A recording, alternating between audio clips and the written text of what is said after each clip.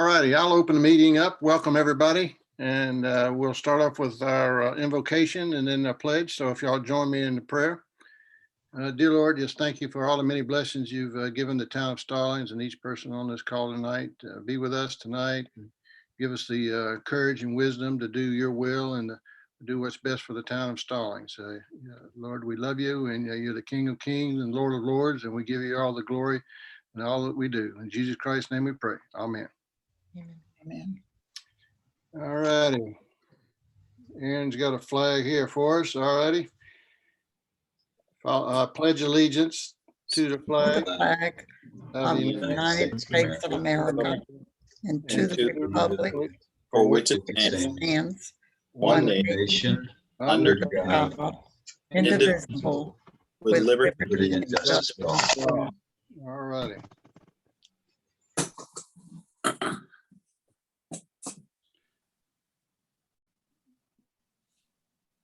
Aaron, you got an agenda to show up on the screen?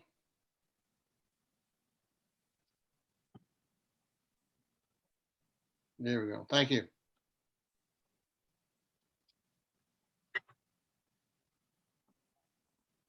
All righty, I'll call the meeting to order. First up is our public comments. This is a time for the citizens they can discuss any topic they would like for 3 minutes. Just give us your name and address. Now, if you want to speak on the public hearing on Stinson Farms, there is time to do that.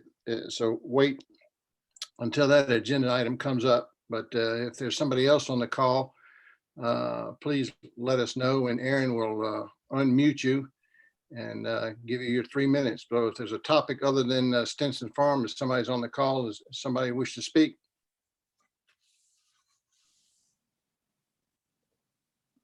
All righty. Hearing none, we'll go down to the agenda approval. And does anybody have any additions or deletions, or want to change the order? Yeah, Mr. Mayor, if I could suggest we add an item to agenda item 5, make it potentially 5D, and that would be to have a quick council discussion on potential action around the James River site. As I understand that there's potentially some movement there on it that may not align well with our downtown vision. All righty, 5D will now be James River site discussion. Thank you, John. Anything else? All right, can I get a motion to adopt the agenda as presented? Mayor, I'll make that motion. Brad. All right, yeah, motion by Mr. Richardson. Can I get a second? A second. Second by Linda Paxton. All in favor, please say aye. Aye. Aye. All opposed? All right, the ayes have it. All righty. All righty, first up is number 2, Stinson Farms. The first one is ADA 19.01.06 and DA 19.11.02. The development agreement for the Stinson Farms development, and I'll reopen the public hearing. So I'll turn it over to Lynn and the developers, and then after that we'll have some public comments.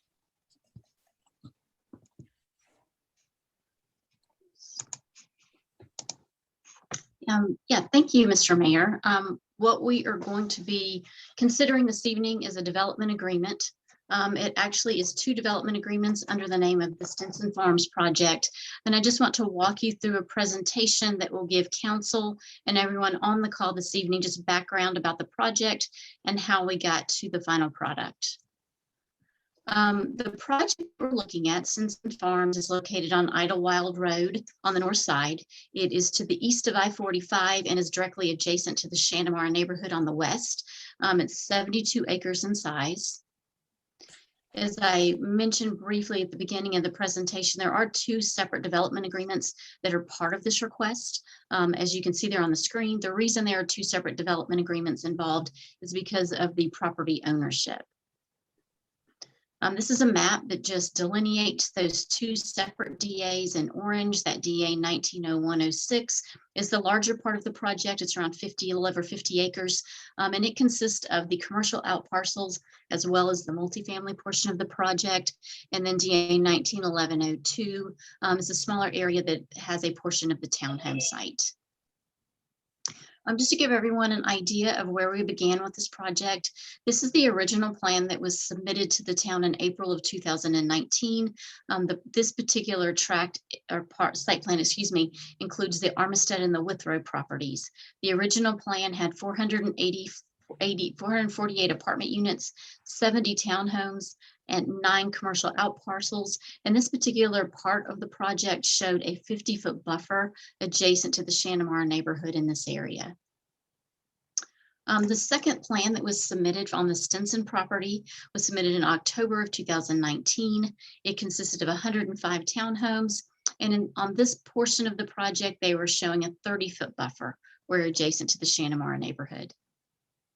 Just to give everyone an idea of what happens when a development agreement comes into the town, the first thing that we do is there's an administrative process where staff reviews the application and make sure that it meets ordinance minimum requirements.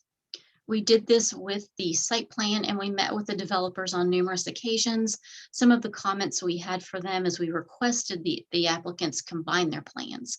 We felt that it was important that council and the town be able to review the project as a single development. So at that time, they brought D.R. Horton into the process as the sole developer on the project. We also suggested that they add single family residential where adjacent to the Shanamara neighborhood to be consistent with a small area plan for the Idlewild Road area. And we also requested a larger buffer where adjacent to the Shanamara development as well. The second phase, once staff has reviewed it, the applicant has provided a site plan that they are ready to move forward with and staff is in agreement on.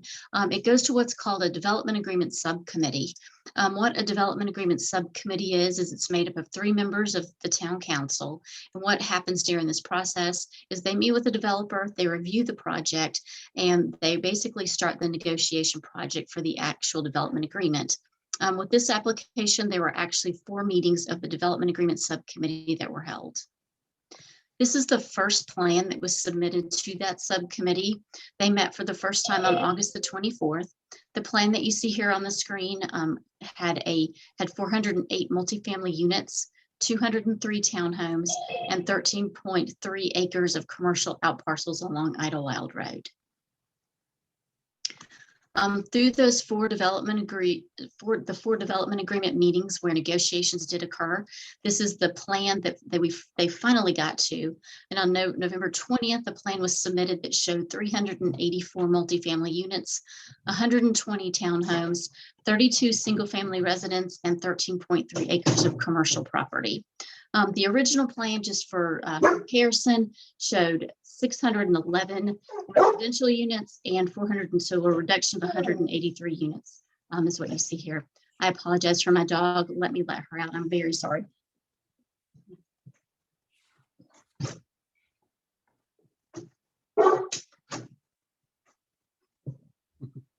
That's all right. Sorry about that. All right, so what happened after the development agreement subcommittee agreed to that plan? Basically what happened at that final meeting is that a recommendation, they did not come to an agreement with the developer. So they decided to move the application onto the planning board with no recommendation. So that happened in December. And at that time, based on that recommendation of council, as well as the outstanding concerns that the subcommittee and the council still had, the planning board recommended denial of that development agreement at that time. So between December and where we are today, council began continued negotiating with the applicant, and a revised site plan was submitted. A council presentation of that site plan occurred in late January. And I just wanted to walk through the concessions that the town council was able to negotiate with the developer. One of the main concessions was that a 100-foot buffer was negotiated. We're adjacent to the Shantamara neighborhood. I do want to point out that our ordinance does allow for a 30% reduction in a buffer or if fences provided. So this could be reduced to 70 feet. I did want to note that, but it is significantly larger than the original 30 feet and 50 feet that were being shown on those original plans. Also, the applicant did add a single family component where existing single family residential in the Shantamara neighborhood. There are 3 homes, which I'll point out on the site plan here in a minute, in that Shantamara neighborhood that don't have single family residential behind them. They do have the 100-foot buffer, a road, and the side yard of townhomes. And the applicant has agreed to plant additional tall, fast-growing evergreens in this area to help screen it from the project. They've also provided greenway trails as shown on the Stallings Park Recreation and Greenway Plan. This includes the Stallings Spine segment on Idlewild Road. They will be providing road improvements, including the widening of Idlewild Road to 4 lanes from 45 to Stevens Mill Road. They have reduced the overall residential count on the DA site from 618 to 504. This is an actual overall reduction of 114 units or 18%. The reason that this number is a little bit higher than the one I previously stated in the presentation is because of 5 acres that the applicant is requesting to be rezoned and added to the site, which we will walk through that on the next application. The applicant agreed to council's request to reduce the allowable number of fast food restaurants from 3 to 1 on the development agreement site. They agreed to remove 2 multifamily buildings and convert that area to single family attached or townhomes in that area. They've also asked that if there's a market for it, that they be allowed to put single family homes there as well. They've also asked to move they agreed to move the convenience store in 1 multifamily building to property that's at the interchange of 45 and Idlewild. That will move the convenience store further away from existing as well as proposed residential units. This was a big concern of council's.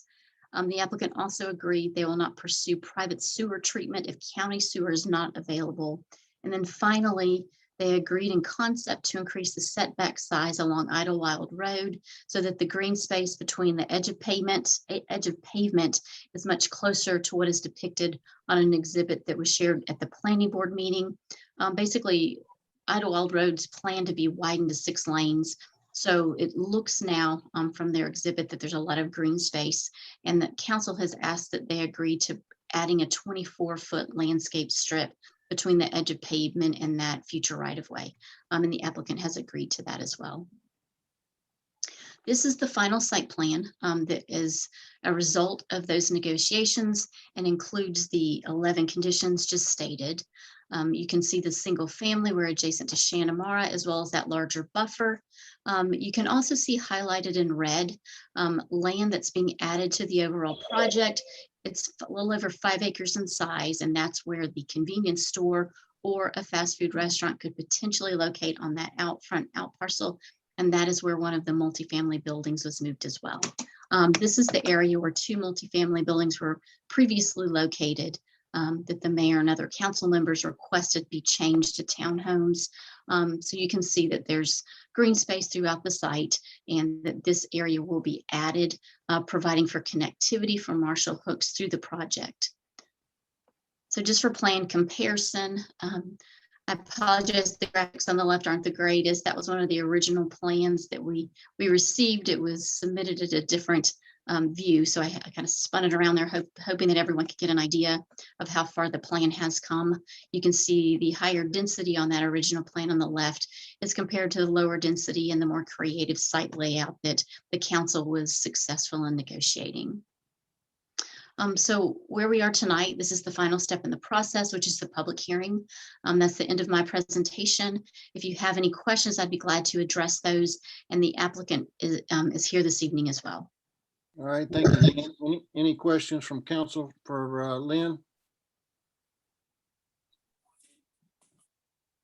All righty. Yeah, I do. Okay, go ahead, David. Lynn, could you back up to the list of concessions, or I think it was the title of that page? Yeah, that one. 100-foot buffer, is that leaving the foliage, the trees, the landscaping as is, or they gonna? We would recommend it be an undisturbed buffer, yes. Do we recommend or do we make that part of the agreement that it is to be left That would alone? need, yeah, that would need to be very clearly stated. Thank you. Mayor, I have a question too with regard to the buffer, because it was my understanding when we discussed this that it was 100-foot buffer in some areas and it was a 70-foot with a fence. Other places that would be better done with a fence as opposed to just distance. Is that a correct understanding, or does the developer have an option, the way this is currently written, of doing one or the other? That's a very good question. And again, I think that's something that needs to be written very clearly. I pulled up this site plan because you can see on here, they're showing that 100-foot buffer line here. And then you can see the 70-foot line. It looks like this BMP, this detention pond, will encroach into the 100 feet to the 70-foot lines somewhat. And then on this end of the site, these single family lots are encroaching a bit, and it looks like they will have a 70-foot buffer on these last maybe 4 lots here. And the applicant can address that as well, but that's a very good point. And question on the placement of the fence. Would that fence be located at the very back of the buffer adjacent to the current homeowners there in Shanamara? Or would that fence be located towards the front of the buffer? The way the ordinance is written is I believe the fence is on the front of the buffer, but the council with a development agreement and even you can specify where you prefer to have that fence located. Thank you.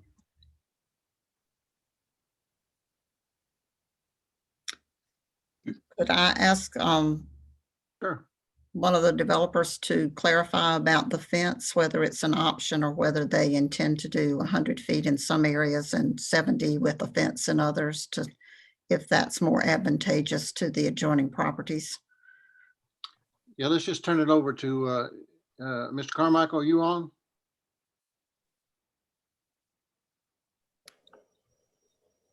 I thought I saw him. Yeah, there he is. Hey, John, if you're on, you're muted. Muted.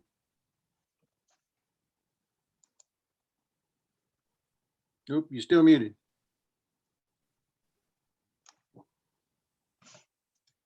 Aaron, do you have everybody muted?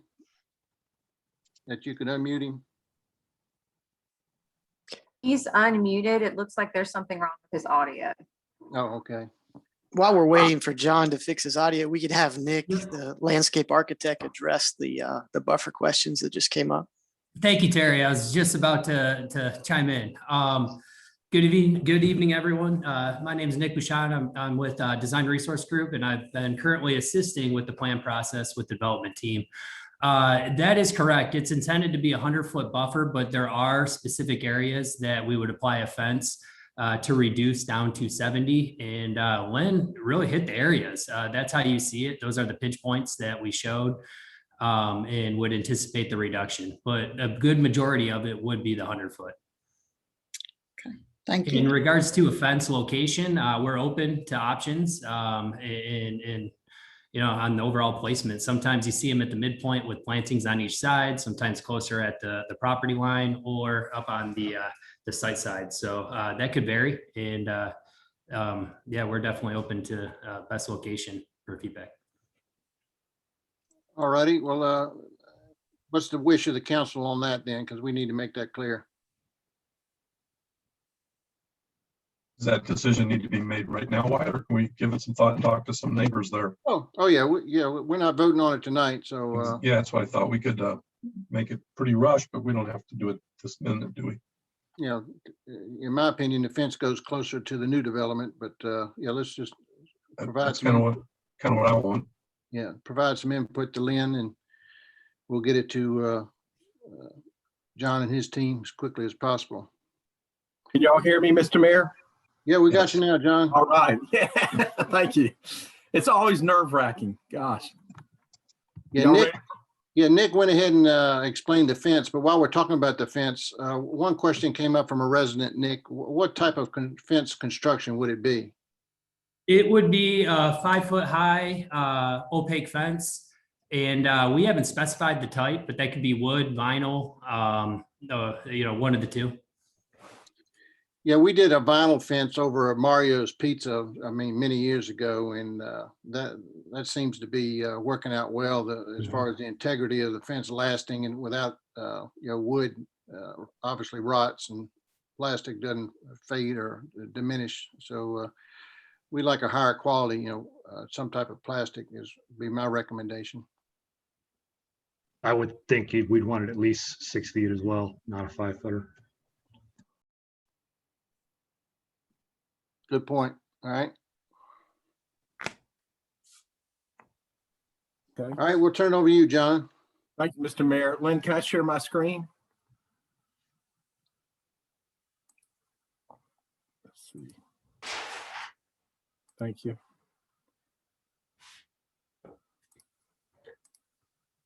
Okay. Thank you, Mr. Mayor, members of Town Council, Lynn, Mac and Alex, and thanks for the residents who are in attendance tonight. I'm John Carmichael, and I am working with the developers / applicants under these 2 development agreement applications.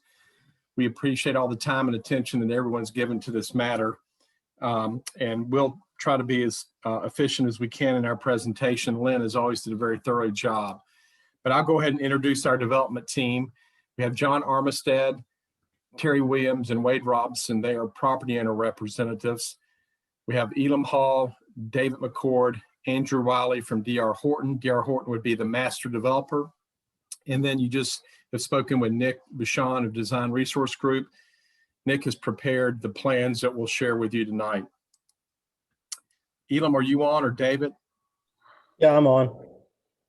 Okay, can you give a little bit of information on D.R. Horton, David? Sure, I'd be glad to. Mr. Mayor, council members, thank you for the opportunity to talk tonight.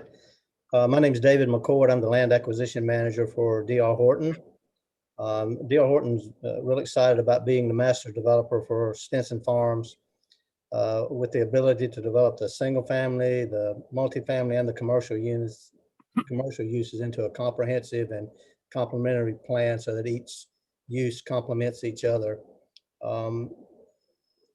D.R. Horton, which is our single family home building side, and DHI Communities, which is our multifamily and our commercial side, together have a strong financial capability and a lot of real estate experience and expertise to develop Stinson Farms into a real comprehensive, true master plan community.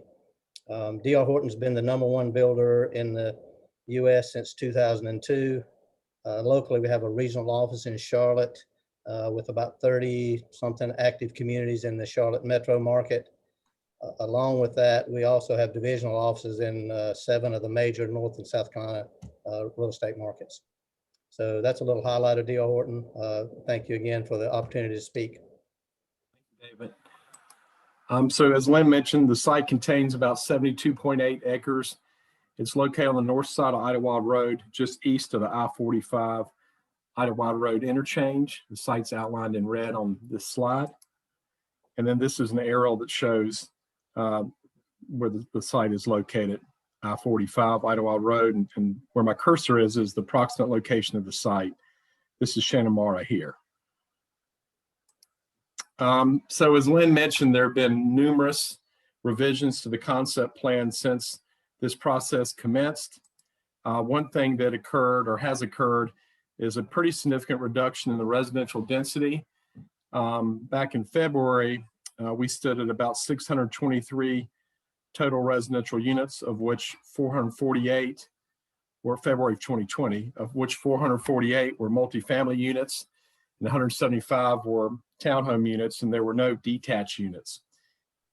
And then as we progress through the months, the density is reduced from 623 to 611, then to 549 and 537. You can see there's now a single family detached home component as of August 24, 2020. The multifamily continues to be reduced as we proceed through the months. And then as we sit here tonight, once again, the total densities at 504 units, of which 136 of the units are townhomes, 32 are single family detached homes, and 336 are multifamily dwelling units. Lynn went through these, so I'll try not to belabor the voluntary revisions to the plan, but they include, once again, the reduction in residential density from 623 to 504, reduction of the multifamily units from 448 to 336. As Lynn indicated, originally there were townhome dwelling units proposed to be located near the common boundary line with the Shannon Mar community, but those were changed to single-family detached homes. The width of the buffer along the common boundary line was increased from 30 feet as required by the development to 100 feet, with the option to reduce the width of that buffer by 30% to 70 feet with installation of a fence. And we'll have further discussions, of course, about the components or materials of that fence, as well as the height and location. Agree to plant fast ever-growing trees and shrubs and the buffer next to the single-family homes on the Ainsley Court. The convenience store was eliminated from the development agreement site. No more than one quick service fast food restaurant, such as a Chick-fil-A or McDonald's or Arby's, may be located on the site. Lynn mentioned the 24-foot wide landscape area to be established along the site's frontage on Idlewild Road. We have an exhibit that really shows how that would look.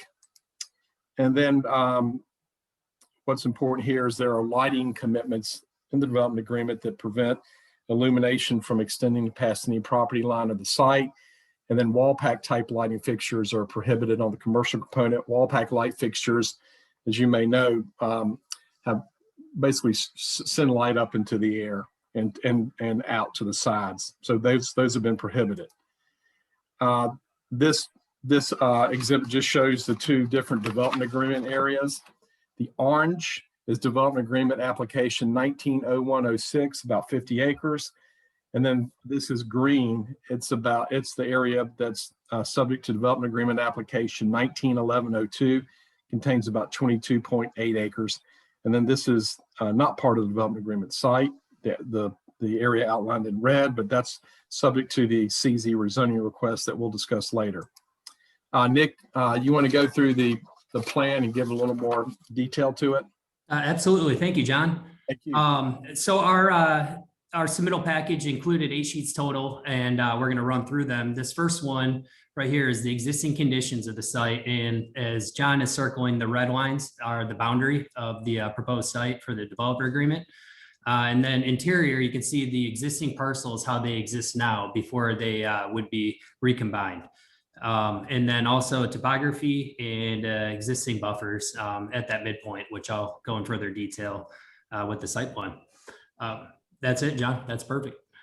So here's our overall site plan that Lynn and John had mentioned in its current form. And the big item is on the back side. The east side is the 100-foot buffer, and with the option to reduce in strategic areas to 70 feet. And moving on from that, we loaded or added single-family detached that would back up to the buffer area in the existing neighborhood. So we really wanted to reduce overall impacts and apply a single-family use along that back edge in addition to the 100-foot buffer in relation to that. And then moving towards the highway is where we're going to increase the intensity of the site. And then the orange areas, as John is showing, is alley-loaded townhomes on both sides. Yep, right there. And then moving even further towards I-485 is the multifamily section. And then along the Idlewild Road frontage is the commercial area in relation. So a couple of big items to point out is the main entrance to the site from Idlewild Road is about the midpoint, and moving from plan right to left or south to north is that's the main spine road that's coming through, and it connects all areas to the site. We added some traffic calming measures as the roundabout right there. Speed table right there. And then that area would also have along that entire leg of that street, a 12-foot multi-use path, which would connect out across the site and then out to Idlewild Road and then up to Stevens Mill Road. And that would connect with the overall MUP Greenway plan for Stallings. And some of the green areas, the darker green, that midpoint is a stream buffer, and then that's just left to be undisturbed. So that would be existing vegetation in relation. And then the blue areas are the stormwater ponds anticipated, and those are the low points of the site. So we would have to use gravity and drain down to those locations. And then, John, if you can circle the rezoning area as well, so point that out. So that area right there is separate from the DA agreement, and that's the proposed CZ site, which is just about 5.4 acres total. And that includes one apartment building and the commercial area right adjacent to. Next slide, John. This is an open space plan that we put together. And really what we wanted to showcase was the mix of pocket parks, enhanced landscape areas, signage areas, pedestrian interaction areas, and all the above, outdoor dining areas. So we really wanted to showcase and show that we're mixing these uses within the community. And all of these locations would be pedestrian friendly and connect to all sidewalks throughout the site. And we'll get into some of the sidewalks in some later slides, but we really want to promote not only vehicular options and connectivity, but also sidewalk connectivity throughout the site for all uses and users of the site in relation. And this is just a branch off the last open space plan, and just shows the areas total. In the red are the plaza usable open space areas mixed in with more of the natural areas, in the buffer area specifically, the BMP ponds, and in all areas that are proposed are within a quarter mile of any unit, and those are what the larger rings are on there. So really wanted to show it gives a good spatial connectivity and how everything's mixed throughout the site for people to use. And then next slide. Here's another slide that shows the uses that I had mentioned previously, the yellow single family, detached, and then transitioning into the orange where the townhomes, those all townhomes will be alley fed with great connectivity to the street and adjacent sidewalks. And then the brown area is the multifamily area. And then the light orange commercial, as John is pointing out, and then the blank white area at the corner, that's the CZ area that would connect right in with the overall plan. All streets, sidewalks, and connectivity would flow very well. And then this is an overall street map. And we developed cross sections, which we'll get into on the next slide. But this really shows the anticipated streets, public streets. The one area in green is the alleys. Those would be private, but everywhere else is anticipated public right away with on-street parking and planter strips and sidewalks on all the streets. And then parking is located, on-street parking on most of the streets. It would just be one side of the orange on the townhome side specifically, but all other areas would either have angled or parallel parking right adjacent to the street, and strategic areas mixed out. So we really want to promote a good amount of visitor parking, but also have those planter strips and sidewalks in relation for a nice streetscape and pedestrian connectivity throughout. And then these are the variety, which are color coded on the last map, the cross sections that I mentioned. And as you can see, the drive lanes, the parking, the planter strip, sidewalks in relation for all the areas, and the variety of uses that they would front.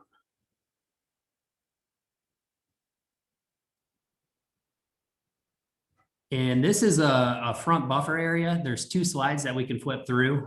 This is the first, and this actually shows the CZ area up to the midpoint, main access along Idlewild Road. And one of the key features is the 24-foot landscape area that's beyond the future right-of-way. And that shows the plants that we presented the last time, but we also wanted to enhance off this as well and plant the area between the existing right-of-way and future right-of-way until the potential STIP could come on board. So that shows the double amount of the landscape, but also showing the street side sidewalk and MUP meandering within those areas. We located the sidewalk to the backside of future right-of-way, but also meandering in within that 24-foot landscape area. And really what we wanted to just do is provide a high visual appeal as the main corridor coming into Stallings, and as well as the development itself, and provide some nice views, but nice landscape views in addition. And The one item to point out is within that buffer, we wanted to coordinate hedges, garden walls, sidewalks, MEP trails, and knee-high walls within that area, mixed in with the landscape as well, as you see. And then here's the other side, and this really focuses on the MEP side of the main entrance going towards Stevens Mill, and really wanted to provide that same concept of meandering path, not just a straight leg going across, and just make it aesthetically pleasing and for interaction. One item, John, if you could flip back to the other, is we still want to reserve a location for the Stallings Gateway signage. And we would envision that being on the left side of that first driveway. Other side, John. Yeah, basically from there over. And we're open to coordinating the best location for that, but we do envision that this is a great spot for that. And we want to incorporate that within this front landscape plan. And one other item I was going to mention is the developers are going to provide a $10,000 landscape allowance for Stallings to coordinate with NCDOT for the future median area if the STIP occurs. The plans that we just showed right there are per the TIA improvements, and that shows the 4-lane cross section with some right hand turn lanes coming in locations. But the STIP area, if it does come on board, this allowance would provide some additional landscape for those medians that we discussed the last time. And then this is an overall sidewalk map. And the big item to point out is the red area, as you can see, is the MUP that connects into the site from one side to the other and up towards Stevens Mill. And walkability is a big item, and we're encouraging sidewalks, planter strips throughout, and adjacent connectivity with the units, the multifamily units in particular, adjacent to 2 streets, and then the townhomes as well. So that is that. And as you can see, the linear feet, which John will go through. John, you can go ahead. Yeah, sorry. Well, thank you, Nick. So the purpose of this slide is just to show that, the development would provide more trees saved than what would be required under the ordinance. The ordinance would require about 4.2 acres. What would be preserved here would be about 7.93 acres. And then the open space that would be provided also exceeds the ordinance requirements. The ordinance requires 5.26 acres. And then what would be provided is just under 8.5 acres, which you can see here. So there is more trees saved and open space provided than what would otherwise be required under your development ordinance. The development agreement contains commercial area design standards, essentially design standards for the site and for the vertical construction, namely the buildings. First floor ceiling height has got to be at least 9 feet. Building facades have to be generally parallel to the frontage property lines. Parking's located to the rear and or side of the building, which creates a nice streetscape. Drive aisles for circulation have to be screened by a garden wall, hedge, or knee wall. I won't read each of these, but I'll just point out some of the highlights. This provides for hedges, garden walls, or knee walls as the continuation of building walls. Parking areas have to be connected to provide enhanced vehicular and pedestrian connectivity. Any drive-through windows and other auto-oriented service facilities are going to be located to the rear or side of the building. And then menu board, speaker boxes, and or windows associated with any drive-through facility cannot be located on the facade of the building that faces the primary adjacent public street. And these 2 commitments here just create, once again, a better streetscape for folks walking along the street or driving along the street. And then these deal with the massing and rhythm of the buildings, and then prohibiting blank walls that exceed 20 feet. Once again, that just increases the aesthetics of the streetscape, and it also just creates a nicer appeal for the development and for the buildings. There are architectural standards for the single-family detached homes. There would not be vinyl siding. The exterior building materials will be a combination of stone, brick, cementitious siding with shake and board and batten accents, dimensional shingles on the roofs, approximately 18 inches to 24 inches of the base of the wall on the front and sides of the dwelling unit will be clad with brick or stone. the homes would have covered front porches that face the street. The minimum first floor ceiling height would be 9 feet. The facades would be articulated. Two-car garages would be standard, and they'd have carriage-style doors and hardware. And then there'd be use of crawl space construction techniques so that the finished floor elevation's at least 2 feet above the sidewalk. So that creates a nice streetscape as well. And these are some of the these examples of some of D.R. Horton's product that meets these requirements, these architectural requirements.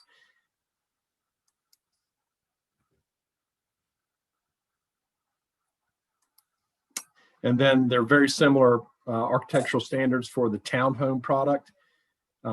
Each unit would be alley loaded, as Nick said, same building materials, same shingles, same requirement of cladding the base of the walls.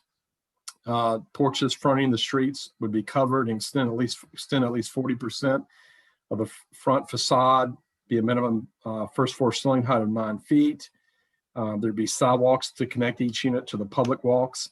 And then the remainder of the architectural standards are identical to those for the single family detached. And then this is an example of the Horton product that would meet these requirements as well. In terms of the multifamily buildings, the minimum floor to ceiling height for each floor would be 9 feet. Once again, the primary exterior building materials will be a combination of stone, brick, and cementitious siding. Vinyl could not be used except on windows, doors, garage doors, soffits, trim, and railings. And then there are conceptual renderings that are part of the development agreement that show the proposed product. I believe Elam referred to these as kind of a farmhouse motif. I think the board has seen these before. And this is the roundabout just off the main entrance. Idlewild Road would be to the right. And this is a closer version of the conceptual rendering. In terms of, I know Andrew Eagle's on the line, but in terms of the transportation improvements, the developer's cost would be over $3 million. They'll incorporate a 4-lane cross section along the frontage of Idlewild Road all the way to Stevens Mill Road. New turn lanes and increased storage links would occur at the 3 proposed site entrances, those entrances from Idlewild Road. And new right turn lanes and storage would be added at the Idlewild Road and Stevens Mill Road intersection. A right turn with storage would be added to the southbound I-45 exit ramp connecting to Idlewild Road. But this is our presentation. We do appreciate your patience because I understand that some of what we've stated has been repetitive to what Lynn has said. So once again, I appreciate your patience, and the team is here to answer any questions that you may have. Thank you. Well, thank you, John and Nick and your team. I'm gonna go ahead and open it up to public comments because we know I got citizens that have small children. They might be getting them to bed, and then the council will be able to ask some questions. So if you want to speak, Aaron, what's the best way to do this? If you want to speak, just unmute yourself and let the mayor know your name, and he'll call on you in the order that he gets those. Thank you. All right, thank you, Aaron. So anybody wish to speak, just let me know. Mayor, I'm Bill McMahon. I'd like to ask some questions. All right, Bill, you're up. Okay. I've got 4 questions. Bill, And we need your address. I'm sorry, 4634 Shawnamar Drive, Matthews, North Carolina, or Stallings, North Carolina. Got it. Okay. First question is, go ahead. All right. First question is, Shawnamar is a neighborhood bordering the development, and developer agreed in his plan to have single-family homes bordering Shawnamara. Shawnamara home values range between 400 and 600,000 plus. And I was wondering, what is the price range of the homes, the single-family homes that are going to be adjoining Shawnamara, the price per square foot, and you know what the price range is for those homes. And I've got other questions. You want me to go through the questions first or wait for an answer? Let's answer them one at a time. That way I can keep up. Mayor, this is Mac. The price of the homes involved in zoning law, it's not a land use matter, and it's inappropriate to have that information in the record. Okay, can I find out outside the record somehow? The appropriate questions would be, what's the square footage? What's the material that the exterior materials? Price.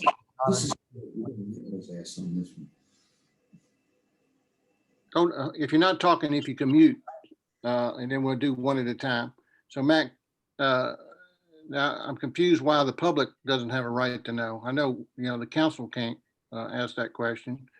Why can't the public have a right to know that? It's not an appropriate criteria for making a land use decision, and it shouldn't be in your record of decision. And that's what this public hearing creates, the record for the decision. It's Well, just not a land use criteria. Well, I know, but the residents aren't making the decision, it's the council. So that's what, so if you can John, if you could provide that information to Bill off public, is that all right, Mac? Not in the public record? It simply cannot be in the public record for this hearing. Okay, can you give me a contact number? I'll contact someone after the meeting. Yeah, I'll get that to you, Bill. Okay. We'll provide all that to you. All right. Question number 2, the recap indicated that there was a voluntary revision provided for single-family homes bordering Shawneemara, but there are some homes shown that are bordering Angelsley. It's really more of the townhouse than it is single-family homes. Can that single-family home design be changed so that it loops around and covers the Angelsley cul-de-sac? Since that was the agreement. Well, part of it, as Lynn had mentioned, on that corner, we provided additional landscape and evergreen screening on that corner specifically. And then we also apply the same buffers, the 100-foot with the ability to reduce to 70 feet. But you also have, in addition, a 50-foot right of way, which would show clear space, just with the drive aisle. So those townhomes are actually separated, from a spatial arrangement further away than the single family homes are in relation if you wrap around the corner.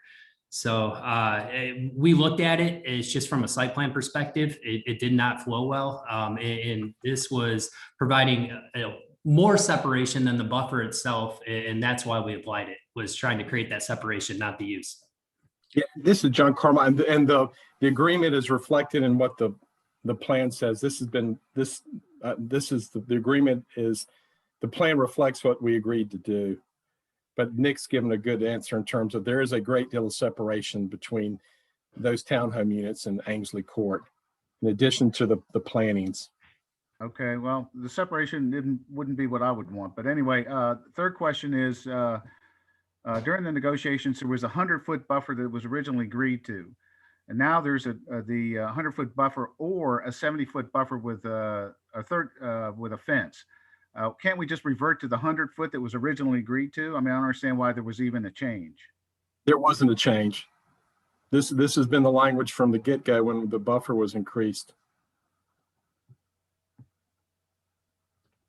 All right. I mean, it's and I think there's going to be more conversation about where that could occur. But this has been the language in the development agreement for some time. And the option for that 70-foot and fence buffer is all along the Shawneemara border, is it not? That entire length of the border is allowed to be a 70-foot border with a fence, buffer with a fence? Yes, sir. And I will add, the ordinance does allow for a 30% reduction for buffers when you apply a fence. So that's where we came up with the 100-foot with the ability to reduce by 30% to 70 feet with the fence. Okay, I appreciate that, but I thought that there was an agreement made that it was going to be a 100-foot buffer. The ordinance I know was something different, and I thought you guys had negotiated an agreement whether it was going to be a 100-foot buffer. Yeah, it originally ordinance calls for a 30-foot buffer, so we increased it to 100-foot.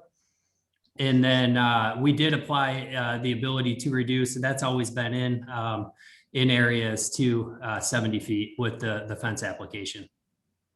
Okay. I don't quite understand how that happened, but anyway, The last question I have is, an elementary one perhaps for you guys, but I'm just wondering, how is a development that's 85 to 90% residential being considered as a multi-use development?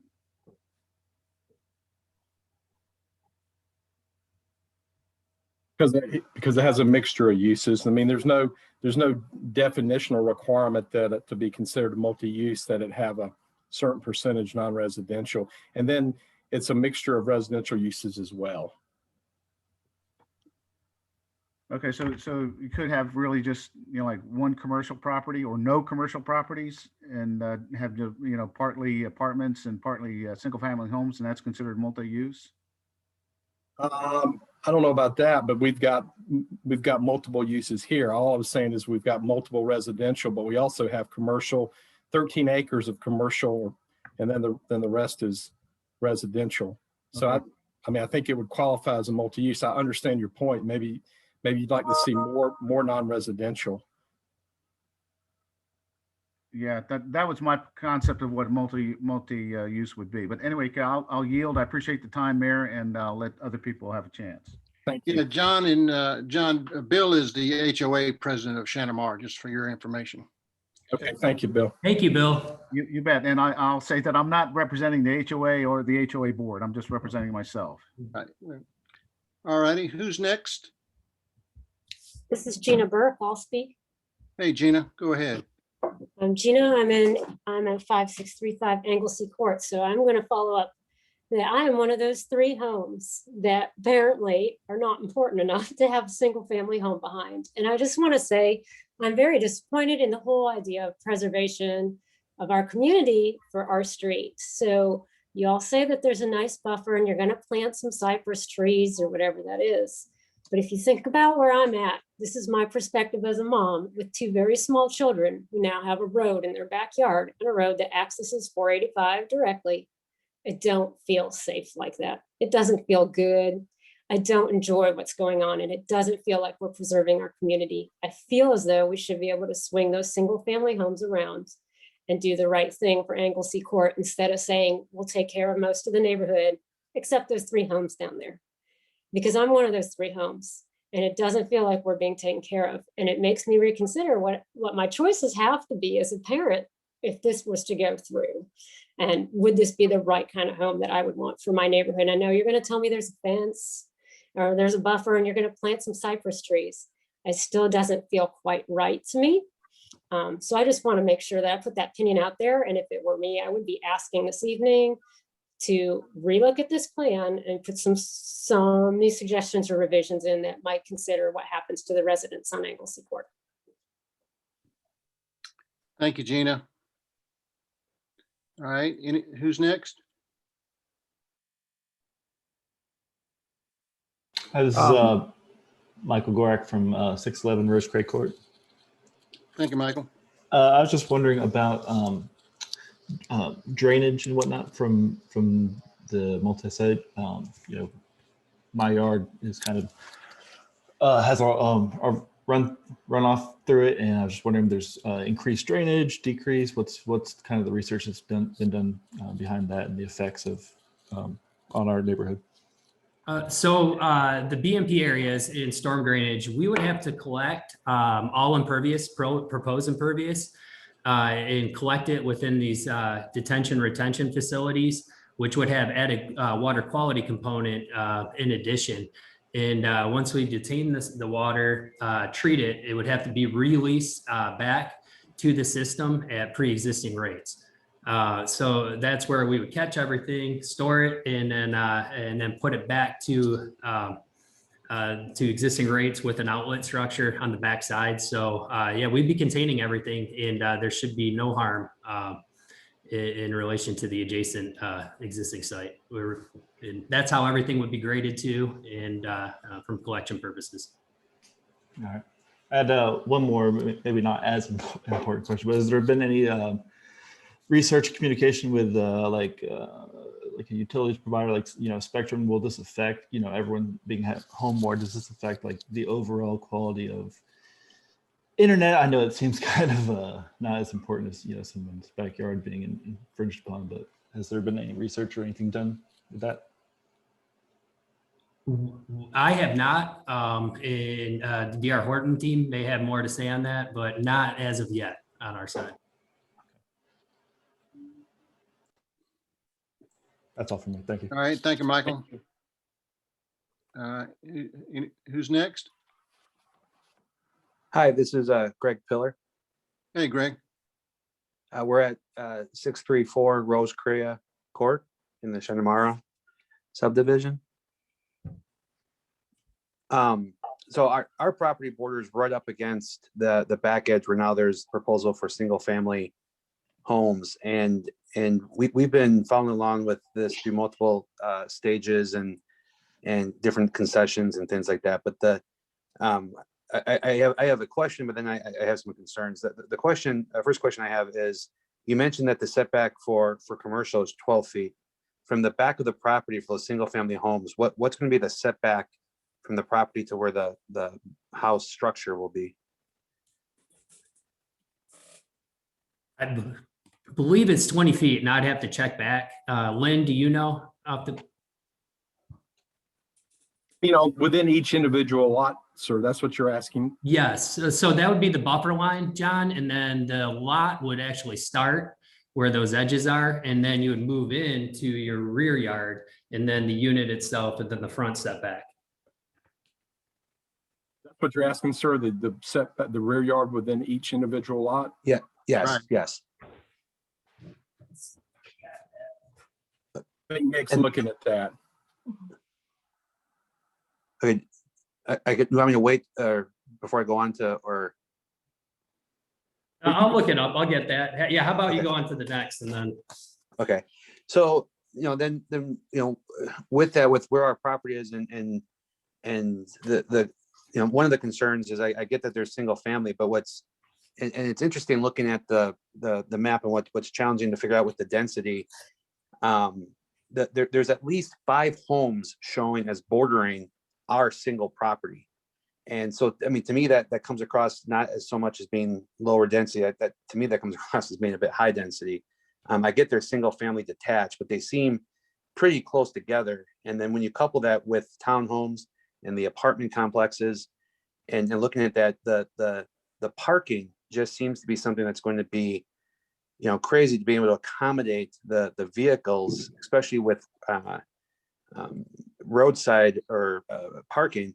And that too adds to, just to expound a little bit on, I believe it was Gina's comment for concerns about safety and just doesn't feel right. To me, that's something that it does not provide a level of safety to have that kind of parking on the roads, particularly later at night when people may be walking. That all to me comes to that it's not really as walkable as it appears to be because of that density. I mean, I get, yeah, there's sidewalks and you could technically walk, but I believe that the one diagram showing the different roads and how the cars are stacked up, I think it was on the main thorough through where it showed having the bikes, I think, on the sidewalk with the walking, which is not, safe of itself. And so it just, with how it's going to encroach on against the Shenamara area, just lots of concerns about how that's all going to play out. And I get when they say, well, 100 foot, but the option to me, that just seems like a very quickly become 70 feet. And now we've got this concern for the buffer. There's going to be an intent to save the native vegetation, but having some degrees in environmental science myself, knowing that quite often during construction, it is difficult to prevent impact on the root systems of trees. And it's just going to really encroach and be a bit more invasive than what can be assured based on those numbers that are currently presented there. So, that then all leads into then how does that impact things with like stormwater drainage and things like that. I know there's the retention ponds there that need to be able to handle that impervious surfaces, but not quite sure then how that's going to impact us. Has there been an environmental impact assessment that has looked at what, the development of this right now, not developed land, how that will be impacted? I mean, are those 3 catchment basins supposed to handle all of the impervious surface runoff and drainage? Yes, they would be. Those would be shared pond facilities. And they would all have to be sized to treat all the impervious through an engineering report as part of the permitting process. So they would definitely have to collect that. That would be reviewed by multiple agencies within the design and in the depth and everything in relation with the grades to account for the storage. Okay.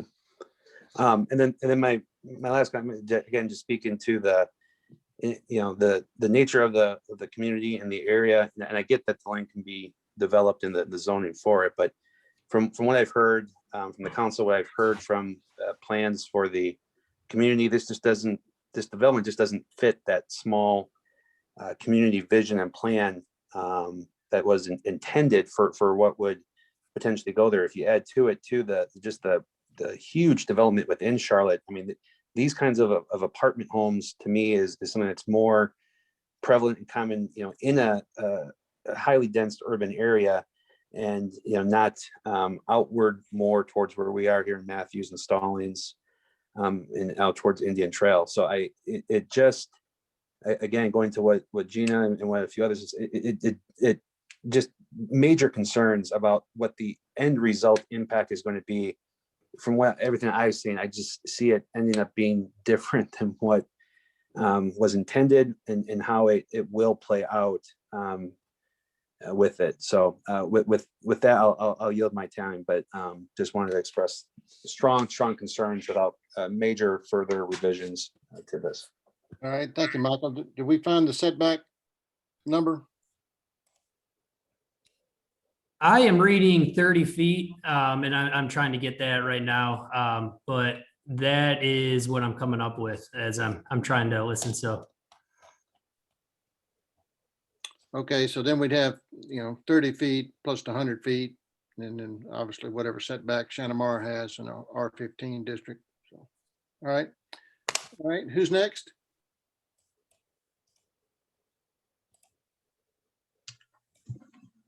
Mayor, I'll speak next. All right. This is Jeannie Lindsay, 5639 Anglesey Court. And I just have like a 3-minute speech here, so I'm just going to go through that. I agree with the concerns of the neighbors that have spoken so far, and to the residents of Stallings, approving the high density and commercial site plan of Stinson Farm would feel like a bait and switch by the town, rezoning to mixed use without reasonably expected notification to the residents, and consequently attracting one after another high density development instead of mixed use is leading us to rapidly overdevelop and has significantly changed the nature of the small town. The goal of the comprehensive land use plan includes encouraging the development of civic spaces and community anchors, and like a library and a park space as part of private development proposal. The Stinson Farm site plan misses the opportunity to have a truly mixed use site plan that is in any way inviting to the community or out of town visitors. The Idlewild small area plan states that multifamily housing serves to buffer the commercial development and is located away from existing neighborhoods. In contrast, the Stinson Farm site plan still has multifamily townhomes adjacent to the existing homes along Anglesey.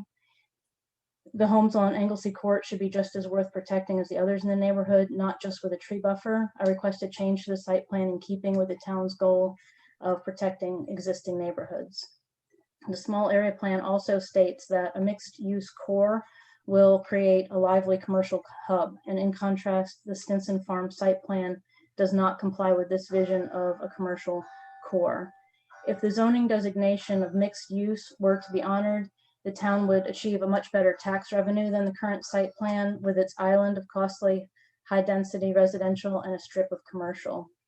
The small area plan has the stated goal of providing a lifestyle where residents would live and work within a walkable development, live workspace with ground floor space for service or retail use, and an attractive walkable center would be much more beneficial to the town of Stallings. I would also like to request of the developers that they leave existing vegetation in the buffer and add additionally opaque evergreen native plantings such as holly trees at the front edge of the buffer. only use native landscaping throughout the site plan, define the type of fencing to be allowed by the homeowners and the developers adjacent to Shanamara, and maintain a consistent buffer of 100 feet behind all the existing homes. And consistent with the town's goals of having a greenway and with the goal of improving the home values and livability within the development, create walking paths adjacent to the natural buffer instead of sidewalks between apartments and along street parking. I request no drive-through restaurants in the commercial outparcels to reduce traffic and improve walkability. And as neighbors in Shanamara already have stormwater issues, I request that the developer use top-of-the-line stormwater retention systems plus rain gardens and permeable walking and parking surfaces for added risk reduction against the increase of against the increasing number of superstorms, because floodwater and floodplain statistics are outdated. I would like to request of the town council that the current site plan be denied and that the council insist on an actual mixed-use design consistent with the goals of the small area plan and comprehensive land use plan. I liked Bill McMinn's idea of making it more attractive along the lines of Birkdale. The Stinson Farm site plan is not in the best public interest for the community and offers no net value to the town of Stallings. Thanks so much, and we're praying to listen. All right, thank you, Jeannie. All right, who's next? Cameron Gentili. Hey, Mr. Gentleman. Cameron? That's it. We'll go with that one. Okay, Gentili, there you go. All right. 7423 Ballantoy. Just a couple quick questions. With the multi-unit, what's the breakdown of 1 bedroom, 2 bedroom, 3 bedroom, and how many parking spaces are allocated per unit? The breakdown is about 8% 3 bedroom, and then the balance is about 50-50 1 and 2 bedrooms. And parking is 1.7 spaces per unit. Do you have any scheduled overflow parking? No, we find in most locations in Charlotte, Raleigh, Durham, et cetera, throughout the Carolinas that's sufficient parking. Okay. And a question on the commercial side. Where's the discussion been, and this is the first that I've heard of this plan, of actual seeking out restaurants that are of a better quality than the cookie cut? Let's put a Panera, let's put a Dunkin', let's put a Jimmy John's, something that actually fits with a walking style neighborhood that's a community style restaurant. Is there a plan to entice certain vendors to come in with that type of product? This is Andrew Wiley with D.R. Horton. We have not had a site plan that we felt comfortable taking to the market because of all the changes. So at this point, it would be unclear or disingenuous, I guess, to say who we plan on coming here. But ultimately, we think it's in the best interest of not only our tenants of the multifamily, but of the residents, that it is as first class as possible. Okay, I would implore the council to really push for some non-standard style eating. I guess it's a tough environment. COVID's made it hard for everyone, but there will be a future outside of this. And, you know, unfortunately, plans like this tend to hurt the property value of communities like Shanamara unless there are proper amenities of a certain grade and level to maintain that value. I think the overall concern of people in Shanamara, not only the encroachment of your property and your design, is that you're going to create a snowball effect as the property declines in value on the abutting properties. Those become the comparables for the rest of the community. So if council could greatly encourage that the commercial development, the best they can in a land usage, be of a grade A quality, which I don't consider Panera, Chick-fil-A and those things of grade A, but that we do seek in that small commercial space a higher quality of tenant within it. I yield back the rest of my time. All right, thank you, Cameron. All right, who's next?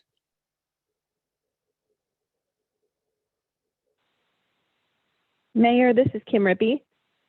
Hey, Kim, how you doing? Good. I'm at 421 Adair Court. All right, I just wanted to say echo a couple of things my neighbors have said. That my husband and I really love Stallings for that small town feel that we have, and it's promoted. But I am a bit concerned about the potential decrease of property value, just like everybody else. And I would have liked to know the rental fees and the estimated value of the homes, like Bill asked, and so it's unfortunate that we can't know that, but that does speak to future property values, especially those of us that are pretty close to this buffer. The other thing that I know the council doesn't have any sway over is, but our schools are at capacity. So I'm very nervous about where these children that are going to live in this neighborhood are going to go to school. I know Stallings is either at capacity or very close, and we cannot put at present trailers, and nobody wants their child to have class in a trailer. So I just wanted to say that. I know you guys may not have any sway in it, but it is a concern, and I don't know where they're going to go to school. So I think everybody else, I echo some of Gina's concern and easy accessibility with the roads so close to our neighborhood and so close to quick access to 45. We've had some break-ins over the years. We've been lucky in the past couple of years, but it still is certainly a concern if that access is so quick. And I think that's all I had to say, Mayor. All right, thank you, Kim. John, can y'all tell the residents that's on the square footage of the homes? Because I believe you've told us before, but I wanted to hear it from you. David, can you answer that question? David McCord? Yes, and these are averages. The average on the single family is about 2765.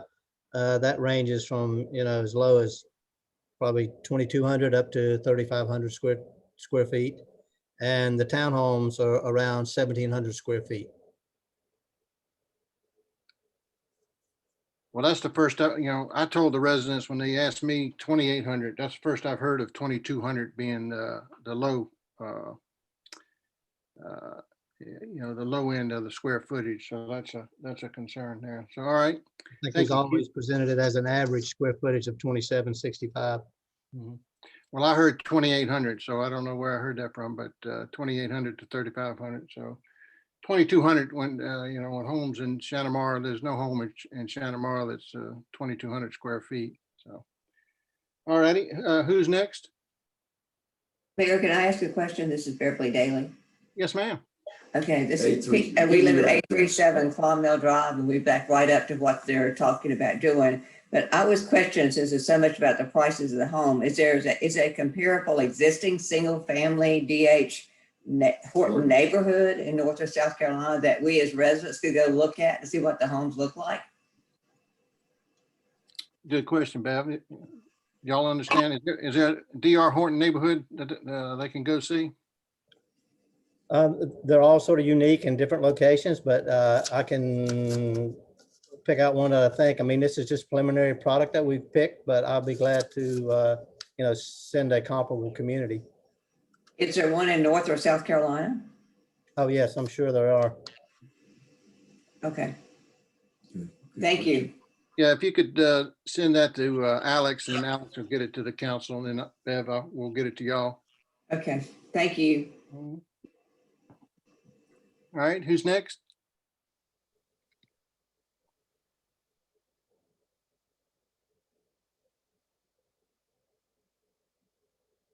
All right, anybody else? Mayor, may I speak, please? Yes. Rubina Sylvester, 5130 Shanamara Drive.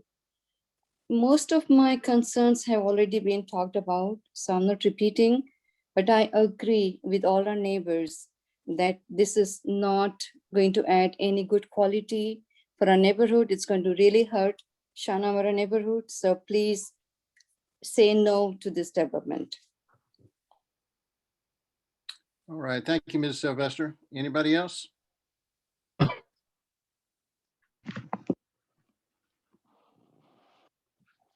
right, anybody else on the call wish to speak? Can you hear me?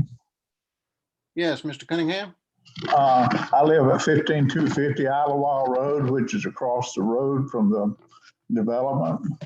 And that settling pond still concerns me down there because most of the area of this whole area runs and floods runs across the road. The two houses in front of me has flooded twice to over there. in the last, I'd say in the last 10 years. But it's usually when things have washed in and blocked the drainage ditch. But I'm concerned that both of those ponds are going to be draining toward my property. Are we sure that's going to handle all that water? And I've got one question that you probably can't answer, is about this road. I know that I won't be able to turn left out of my driveway, but will you be able to make a U-turn down there at that last road going toward Monroe, right there?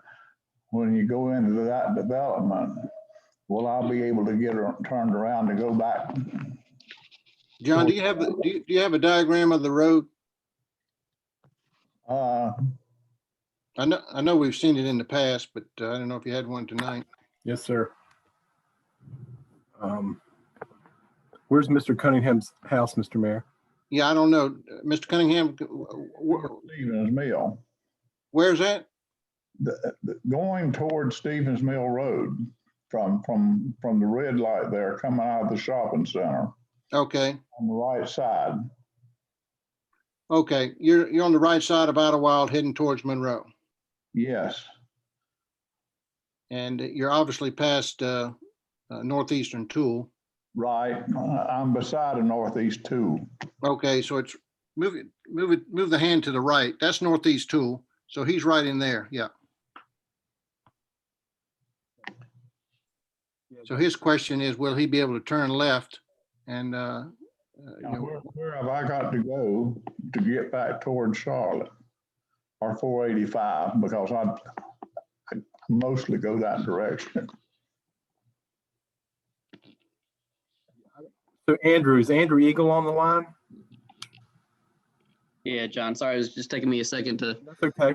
So unmuted. Mr. Cunningham lives here, I believe. Isn't that right, Mr. Mayor? That's correct. So his question is, how could he get heading back towards 45? Do you know, Andrew? Sure, I don't think he'd be able to do it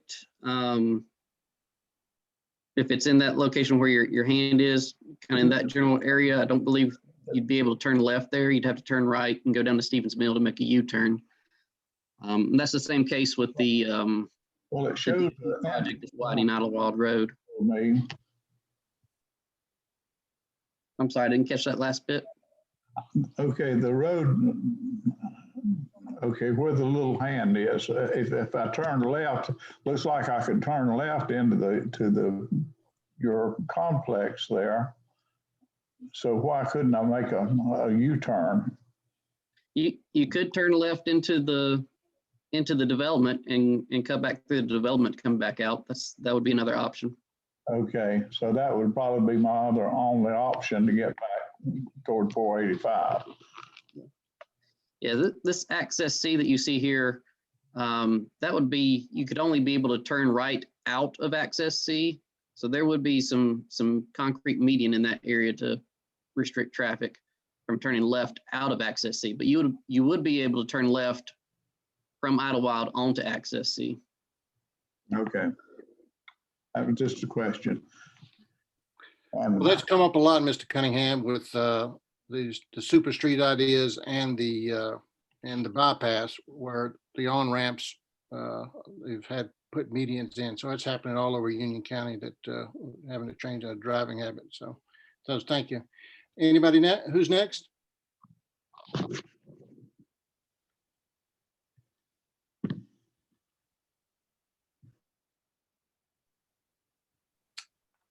Anybody next? All righty. Residents, we hear your concern. Mayor? Yes. Oh, I'm sorry, I couldn't get off mute. This is Kim Rippey. I had one question about the road map when they had it up there. I thought it was 4 lanes all the way to Stevens Mill. Is it only 4 lanes to the front of that neighborhood and then it goes down to 2 again? Well, I'll let them answer it, but it's 4 lanes all the way to Stevens Mill. Okay, it didn't, I couldn't see that. Yeah, I'll let Drew. Andrew, can you explain that for us? So going towards Monroe, the two through lanes would start to taper down at right around access C is where that second through lane would taper back down to a single lane. So that is where, just so the council knows, and I'm sure they're aware, pre-COVID, I could not get from 485 to Stevens Mill Road in a timely fashion. And it had to do with those lanes going down, as is currently. So that I thought it was going to go 4 lanes all the way to Stevens Mill. So thank you. Well, I'm looking at the concessions number 5, John, and where it says we'll be providing road improvements, including the widening of Ottawa Road to 4 lanes from I-485 to Stevens Mill Road.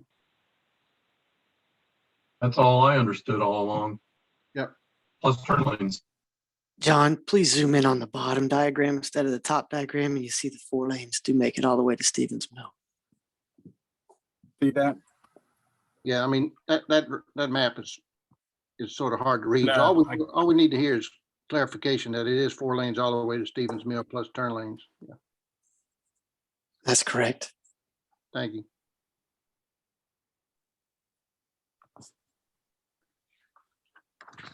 May I ask Andrew, since he represents us, where did you get your information, Andrew?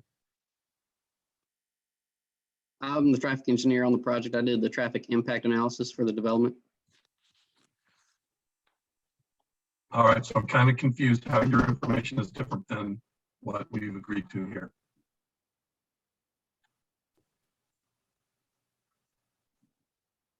Yeah, David's part of the council, so we'll turn it back. Public comments seem to be over, and so we'll council start asking questions. Good point. No, that's right. Now's a good time, David. It's a good question. Thank you. Yes. Excuse me, are all public comments ended at this point and the council's going to go? Or can I make one last question before you begin? One more. I want everybody to talk, but it sounded like it was just- over. So go ahead, Mr. Johnson. Well, mine's just a procedural question. Can you give us a timeline as to when the council may make a final decision on this plan so we can have an idea of a time frame? And also with respect to construction. Right. And what is your address, Mr. Johnson, for the record? I'm at 4640 Shantamara Drive. Thank you. As far as the timeline with the, as far as the council's decision, we're still in negotiations in my mind with the applicant. So we'll have plenty of notice, to the citizens of Stallings prior to us making a decision on that. But I really couldn't tell you when, the final decision is going to be made. And then construction, I'll leave that up to the applicant to give an idea if it was approved today, when would, a lot of things depends on water and sewer, when they can get permits on things like that. So I don't know. We would expect to start site work in 10 to 12 months, as you said, assuming that sewer is available. Right. Thank you, Elam. Mm-hmm. Does that answer your question, Mr. Johnson? Yes, it does. All right. Thank you, sir. Now, is anybody else, any other public like to talk? Any citizen? I would like to ask, this is Donald Cunningham again. When is the road work going to begin? Because I can't hardly get out of my driveway like it is if I'm in the mornings and the evenings. And if they put all these houses over there without any road widening, it's going to be terrible. It would be in line with the start of site work as to what the TIA requires, depending on what portion of the site's being developed. But it would be in line with our impact. Yeah, the roadway improvements for each phase of the development would be in place prior to giving certificate of occupancy for anything that's constructed. All righty. All right. Anybody else? Any other citizen wish to speak?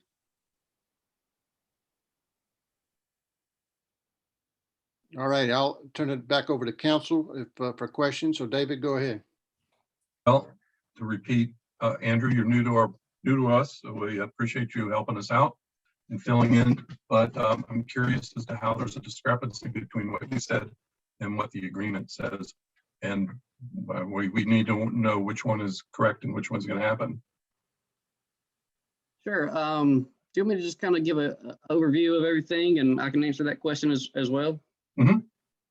So the traffic impact analysis is something that's done for developments like this, where the purpose is to look at traffic before the development goes in and how does the development impact the traffic. That's hence the name traffic impact analysis. So we're looking at just the impacts and what roadway improvements are needed to mitigate any impacts from development itself. So in this case, we looked at several different phases of construction for the site and came up with mitigation for each phase of that as far as roadway improvements. And let me see if I should be able to share my screen here. Yeah. All right, here we go. So give me 1 second, I'll share my screen. So here you can see all of the roadway improvements. For full build out of the site, this is everything that's recommended for roadway improvements. This horizontal line here is Idlewild Road. This is the Interstate 485. We've got Marshall Hooks, site driveways, the signalized driveway, access C that we were talking about earlier, and then Stevens Mill on the far right. So what's in the TIA currently is 4-lane up closer to the interstate, and in the westbound direction, the development would be building an additional through lane the entire direction past Stevens Mill, 500 feet past Stevens Mill Road. So it begins even further past Stevens Mill. Now in the other direction, right now this second through lane comes in, so it continues from the interstate through Marshall Hooks, through the site, past the signal, and then at access C is where it would taper back down. And then up at Stevens Mill, you would have a single left turn lane and a shared through right lane going through the signal at Stevens Mill.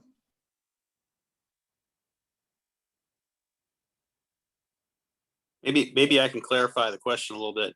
This is what your impact says, but that doesn't necessarily override the extra widening all the way to Stevens Mill. Is that a correct statement, or? I mean, the developer has agreed to do what's in the TIA, and this is what is in the TIA. Now, if it was conveyed a little wrongly that it ends right after access C to taper back down right before the signal there at Stevens Mill, that may have been a miscommunication, but certainly in the westbound direction, it is 2 lanes in one direction, 2 lanes in the other direction, except for this section between the last driveway and Stevens Mill. That's a big, would you say, misconception? This is Terry Williams, if I could speak. Sure. Who you with, Terry? I need to. Terry Williams with Withrow Capital, one of the property owners. And I could just, my address is 5034 Loma Linda Lane, Charlotte. And I could add a little clarity there. If we zoom in on that intersection where it says Stevens Mill, approaching, we'll assume the left is west.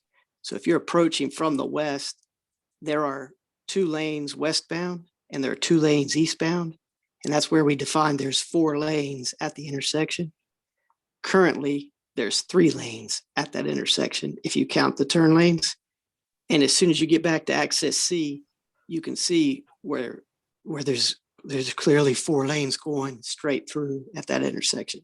So I think we're kind of splitting hairs here, but the exhibit is exactly what we're describing as far as there's 4 lanes approaching Stevens Mill, but one does turn left, one's a straight and a right at the intersection.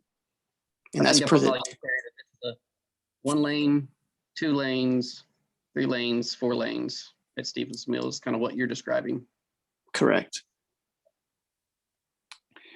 And so I think what David's saying, and I agree with him, is, based on the conditions, we thought it would be 4 lanes with a turn lane all the way through Stevens Mill on both sides. So on the side going towards Monroe East, I understand y'all say it's going to taper down at some point, but that's not what we were understood, and that's not what I understood. So I agree with David on that. So, but thanks for the clarification. So now we understand where you're coming from.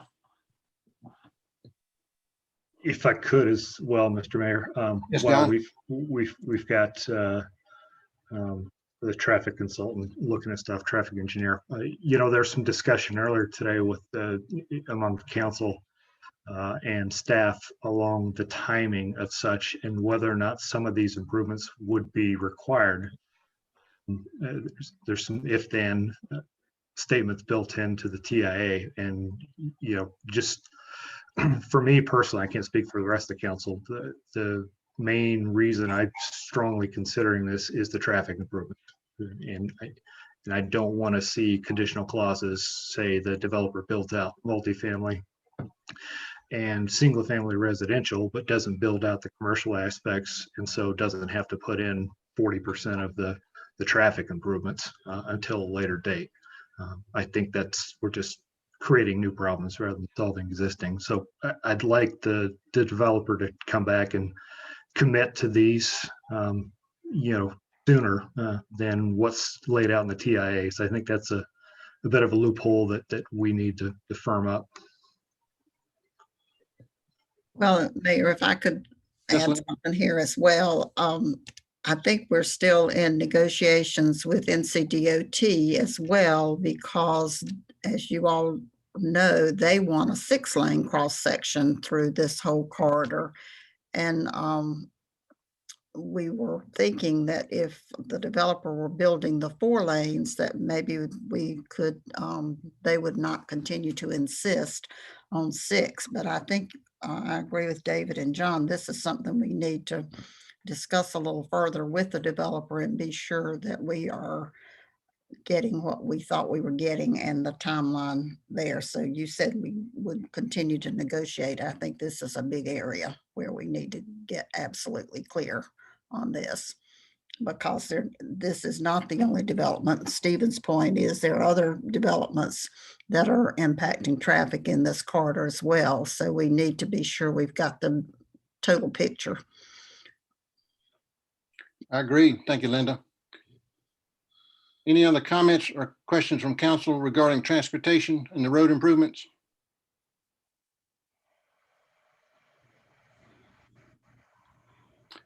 Aaron or John, can somebody bring back up the concept plan, the total that shows the homes and townhomes and apartments?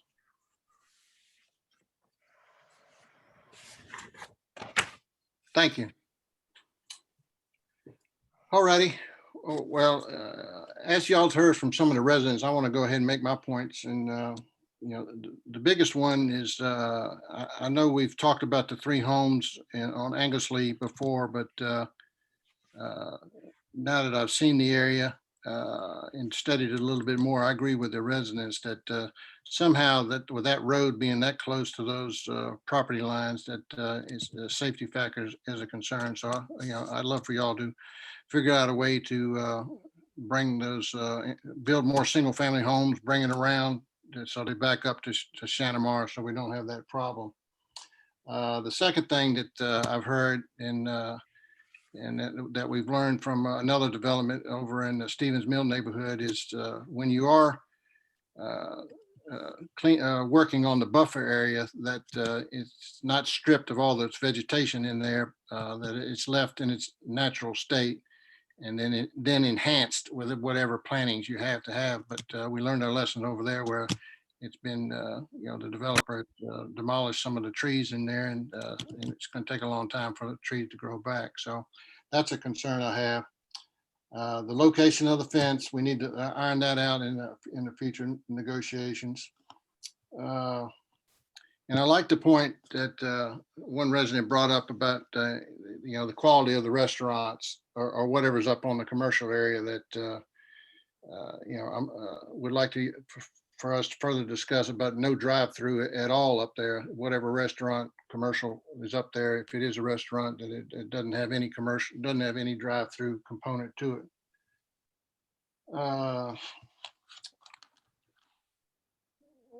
And then in all the other, I don't know if we've seen any stormwater data, but I'd like to, you know, whatever data y'all have, I know y'all have generated the data, whatever, you know, the detention ponds, the BMPs can hold. So, but if the subcommittee's seen it, that's fine. But you know, I'd like for, you know, for residents to be reassured that that the detention ponds can be able to hold all the runoff from the surfaces that of the new construction. And let's see, then I agree with John, the fence needs to be 6 feet instead of 5 feet. You know, the average male is 5'10", 6 foot. So that would be a good negotiating point there. So those are my issues that I have that I think need further discussion. So I'll turn it over. Any other questions, comments from the council? I have a question. Would a fence along that Anglesey buffer provide more safety for the neighborhood as opposed to wrapping homes around there? Because I heard the Nick Bouchon say that they looked at doing that and felt like there was a lot more distance there, but I don't think, well, what I heard from the residents was that distance doesn't equate to a barrier, and that they are concerned about people from the dense townhome section coming into their area, but a 6-foot fence would prevent that. So to me, if that seems like it might be a good compromise. All righty. Well, we'll get with those residents and discuss that. And I mean, you feel free since they're in your district. So good point, Linda. Any other questions for the applicant from the council? Or any questions for Lynn? Question for Lynn, Mayor. Yes, Brad. This is Brad. Not much discussion tonight on elevations of the multifamily. However, I'm on the south end of town, I think. Solus is opening, taking leases, I think, this spring, near completion. It looks like a really good project, and we have some traffic infrastructure that was provided by the developer. So I'm not saying it's analogous, but we've got a nice transportation improvement down here as a result of a developer building multifamily apartments. I invite council to pull down and take a look at the size and scale. My question for Lynn, I think it's staff question, is looking at the layout of this particular development, multifamily specifically, from an acreage and building size perspective, it looks like the Solus apartment buildings are much larger, contain more residents. I'm just curious as to how many units are in each of these apartment buildings to give us a sense of size and scale if you were to compare it to what's building down here at Chestnut and Weddington. The applicant might can address the question of the exact number of units per building, but there are 15 buildings, and if you do the math, I believe it's 364 units. It works out to about 22.5 units per building, which meets the ordinance requirements in terms of allowable number of units per building that have to be split up by a road or a park. The number of buildings that are at Solus, I don't recall off the top of my head. I think it is fewer. Those are 3-story buildings. I believe these will also be 3-story buildings. So I think in terms of the architecture and the height, it will be similar to what you have at Solus. But I didn't know if Nick or if someone with DR Horton wanted to speak to the number of units per building. I don't know if you have an exact number, if you've made that decision yet. Currently, as shown, it's 24 units per building on this plan. And Elam, you could probably chime in and add a little more information to that, but these are 3 stories, 8 units per story, and then there'll be 24 total per building. That's right. And then I wanted to clarify one item on the back edge. It is a 12-foot rear yard per the ordinance. I apologize. I was having trouble bringing it up. But that was per previous question.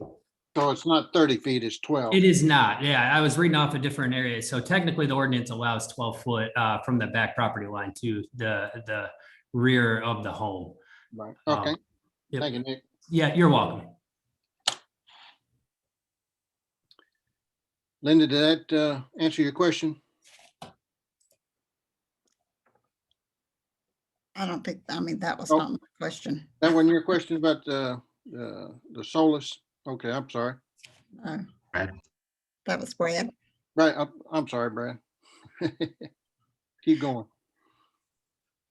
I would like to have this information included in the record though. And I think everybody knows how I feel about apartment construction.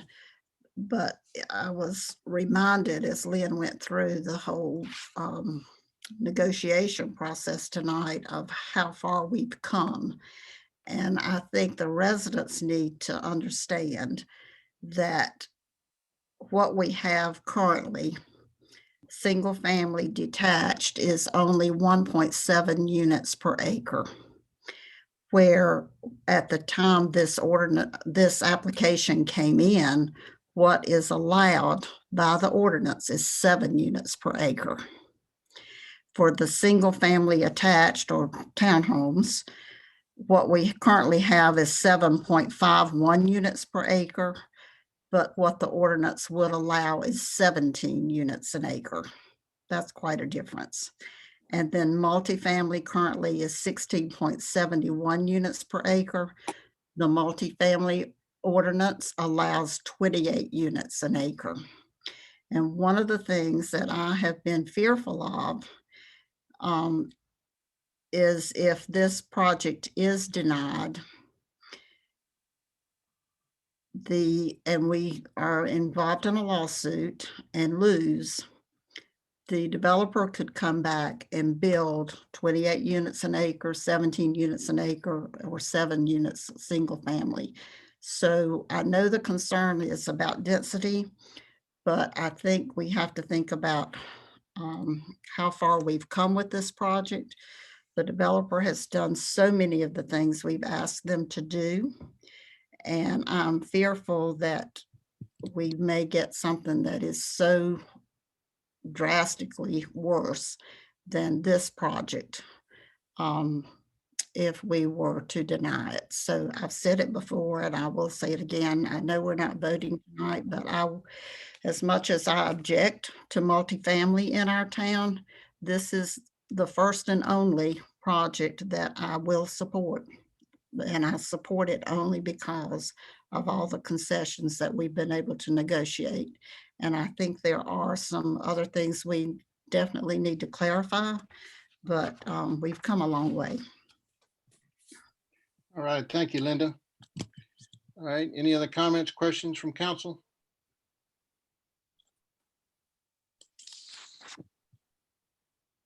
All righty, I'll close the public hearing.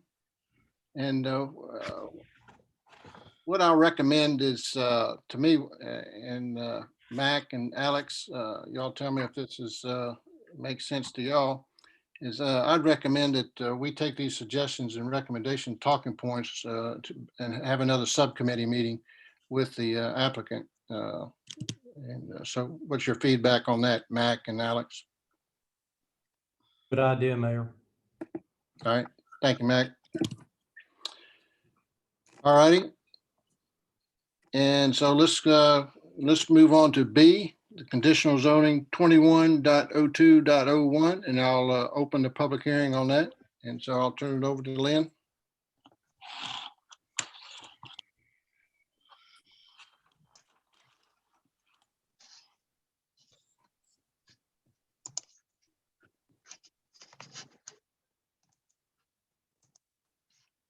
Hey, yes, Mr. Mayor, members of council. We briefly mentioned in the application for the development agreement for Simpson Farms, a portion of land that was being conditionally zoned and added to the project.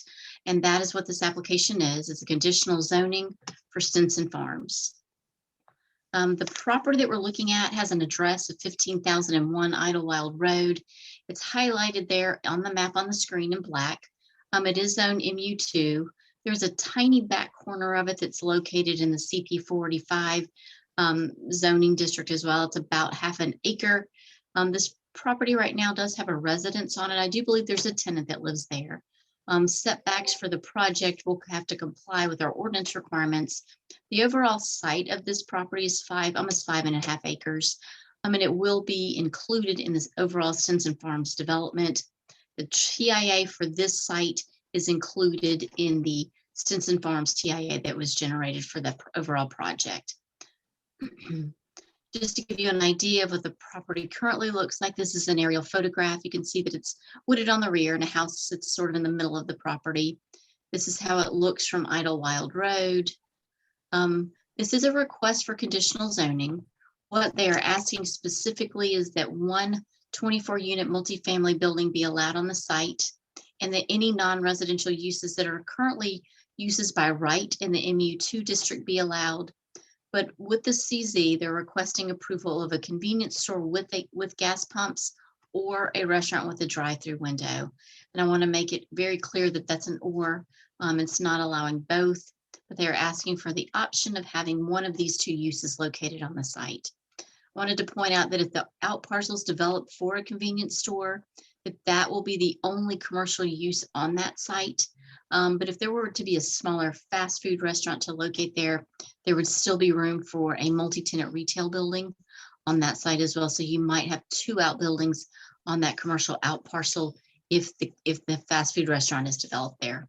They are also requesting approval of a 5-year vested right with this project. This is the site plan that was submitted.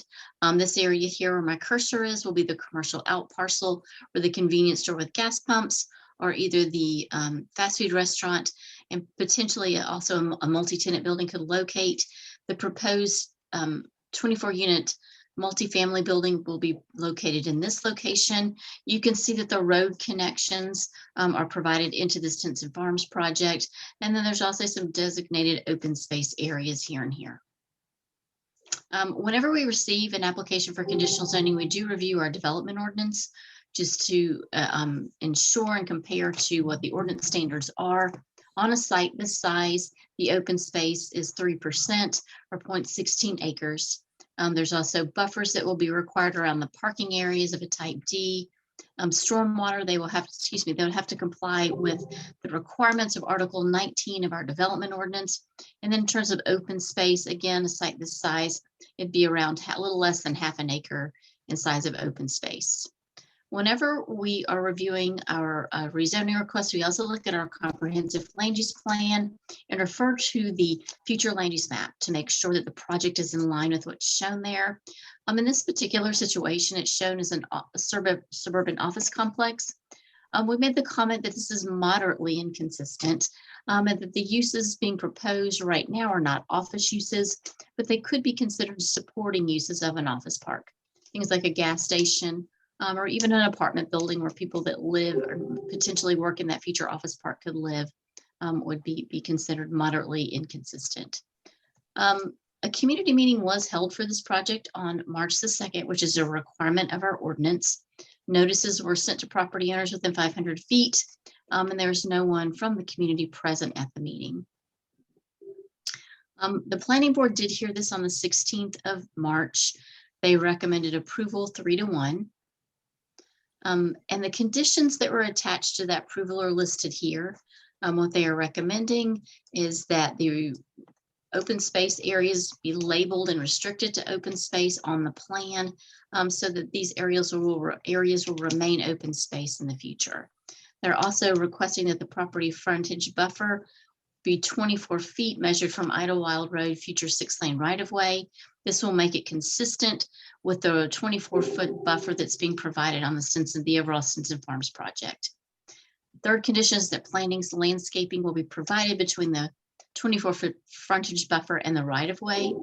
They also requested the applicant work with the town attorney on language that would ensure the Idlewild Road median be landscaped. And I believe the applicant mentioned in their presentation on the DA that they will be donating $10,000 towards this landscaping project. Also, one of the conditions would be that only one 24-unit multifamily building be allowed, so that this couldn't be split up into multiple buildings, but just that one building would be allowed there. And then finally, that the conditions of the overall development agreement for Simpson Farms, which are located on the parcel IDs noted there, would apply to the property where applicable. And the reason I put that clause in there where applicable, there's some conditions in the census from DA that just would not apply to this property, like the 100-foot buffer. So that is what that comment was put there. But that is the planning board's recommendation. If you have any questions, I'd be glad to address those. If not, I will turn it over to the applicant for his presentation. Yeah, Lynn, with all the citizens on board, can you explain what a 5-year vested right is? Sure. Our ordinance currently, whenever you rezone a piece of property, there's what we call there's a 2-year vested rights. And what that does is that gives a developer 2 years to acquire all permits to develop the property. And if permits have not been acquired within that time period, then the zoning lapses back to what it was before it was rezoned. A developer an applicant property owner can ask for an extension on a development agreement, and the council can approve that. And in this situation, they're asking for an extension of up to 5 years. Thank you, Lynn. All right, John, turn it over to y'all. John Carmichael. Can you hear me, Mr. Mayor? I can. Thank you. I had muted myself. Thank y'all, Mr. Mayor, members of council. Thank you, Lynn, for the presentation. We appreciate the opportunity to address the council tonight on this rezoning request that has been filed by Land Investments LLC. With me tonight are Terry Williams of Land Investments LLC, Wade Robson, who's a property owner representative, and then Nick Bichon, a Design Resource Group, who has prepared the plan that Lynn shared and that I will share with you. The site's about 5.4 acres located at the northeast corner of Marshall Hooks Road and Idlewild Road. The site's currently zoned MU2, and the applicant is requesting that the site be rezoned to the CZ MU2 zoning district to allow the following uses on the site: any non-residential use permitted by right or with additional standards in the MU2 zoning district within the commercial building and parking envelope, and either a convenience store with gas pumps or a restaurant with drive-through windows, both of which are conditional zoning uses allowed in the MU2 zoning district within the commercial building and parking envelope, and up to 24 multifamily dwelling units. And we will certainly agree that there can only be one building on the site devoted to multifamily dwelling units. Lynn showed the rezoning plan. These are the conditions that are part of the conditional rezoning. This is a sort of a context map that shows how the rezoning site relates to the development agreement site. And then this is a rendered version of the rezoning plan. This is the commercial building and parking envelope here adjacent to Idlewild Road. This is the one building that could be devoted to 24 multifamily dwelling units. There would be open space, sort of an urban open space between the commercial component and the multifamily building, a dog park to the rear, and then there'd be pedestrian and vehicular connectivity to the east to the development agreement site. This is the 24-foot wide commercial landscape area that would be installed along the site's frontage on Idlewild Road. This is the CZ rezoning site here, and this is the 24 feet right here from my cursor to the top. This is the existing Idlewild Road right-of-way. This is the future Idlewild Road right-of-way, and the 24 feet is measured from the future right-of-way as requested by the planning board. And then there would be a meandering sidewalk as well within this landscape area. So these are the development limitations that are on the conditional rezoning plan. The maximum square footage of commercial uses would be 10,000 square feet. And once again, those uses would be located within the commercial building and parking envelope, up to 24 multifamily dwelling units. And then this condition just once again requires the commercial uses to be located within the commercial building and parking envelope. The commercial architectural standards have been taken directly from the development agreements that we shared with you previously. So these are conditions that are part of the development agreement and would be part of this CZ rezoning if it's approved. And once again, these are on the conditional rezoning plan. So we've shared all these with you. Right. And happy to discuss them if you'd like.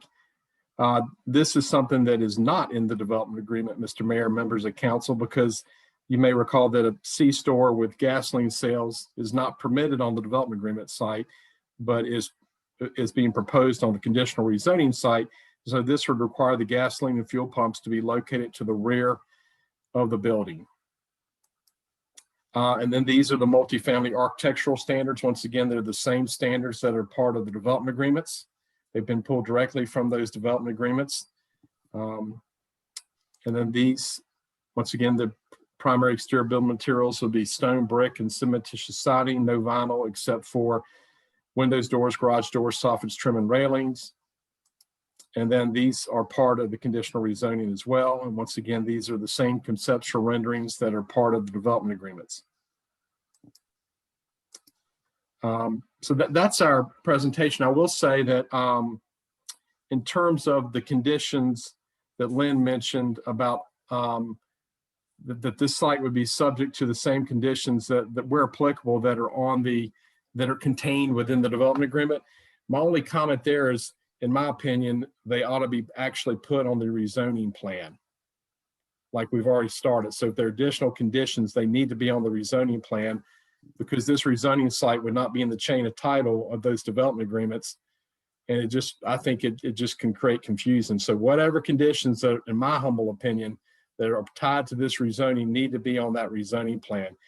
And that's what we've done, understanding that there may be some tweaks or other modifications, but I talked to Lynn today about that, and that's my opinion, that whatever conditions apply to this site need to be on that rezoning plan and not refer to a third-party document.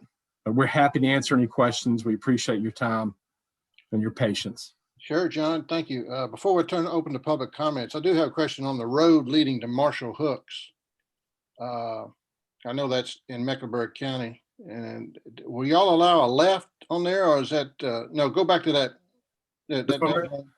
Will you be able to turn left on the Marshall Hooks from there? Here, Mayor? Right. You know, I'm looking at the lines and it looks like you can only go right, but I'm sure that's just a conceptual drawing. Nick, can you answer that? Or Terry? Yep, this is a conceptual drawing, and really we're focusing on the site side where you can see the on-street parking and then the drive aisle. That would be replicated on the other side as well. That entire road is on the county side, Mecklenburg County side. And John, if you zoom out, that's a good thing to just clarify that runs along the county line all the way. Yep, cross right there. Right. So I assume you'll be able to turn left out of that. Yeah, pending anything further during permitting, but I wouldn't see an issue. No. All right, I'll open it up to comments from the public. Is there anybody that has any comments on this conditional zoning on this 5 acres?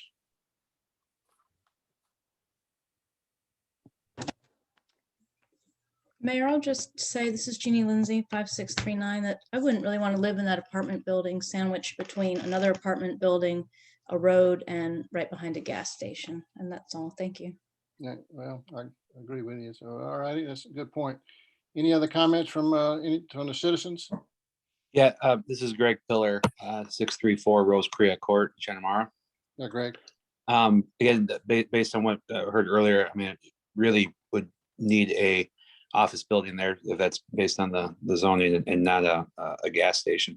I agree with what was just said too, that it's an awkward spot to live there, right behind the gas station. All righty, thank you, Greg. Anybody else?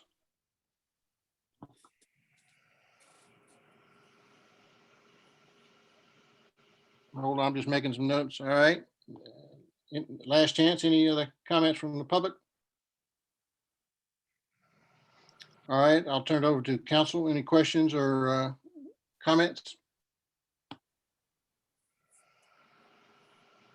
Mr. Mayor, Yes, Steve. earlier this week, obviously there was kind of a first town council vote outside of our area where they're limiting gas stations because they see that gas stations in general are going to be potentially lower volume usage in the future. So my question here is that has there been any discussion around, I mean, building a brand new gas station and potentially seeing, in 5 or 10 years, maybe that gas station not being a viable entity, and maybe it would be convertible? I mean, I'm just asking, has there been any thought around that?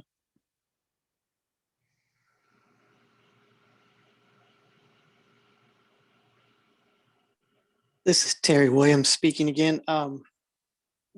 The conditional rezoning is for a gas station or fast food or anything on the permitted table. So we would probably likely allow the market to determine whether it's viable for a gas station to go there or not. And we do have reason to believe that it would make sense for one to go there, especially this close to an interstate. Okay. I was just kind of curious. I mean, I believe there probably is enough bandwidth for currently.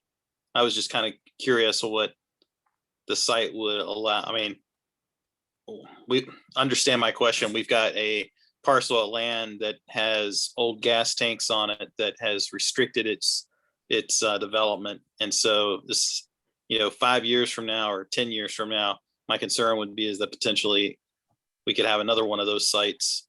And so that was kind of the root reason I was asking that question. Thank you. Well, Steve, I think we've asked before for some other developers, or it might have been this one.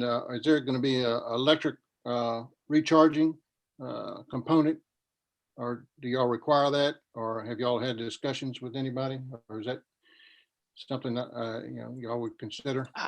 I'm not the expert on the ordinance, but I vaguely remember something in the ordinance that does require, and we'll be glad to meet or exceed that. I seem to think back somewhere that one of the uses either proposed on the DA or on this conditional zoning may require some of those, which a lot of times the apartments are putting them in anyhow. Terry, can you hear me? This is John. I think Elam mentioned what their practice was at a subcommittee meeting, if I recall.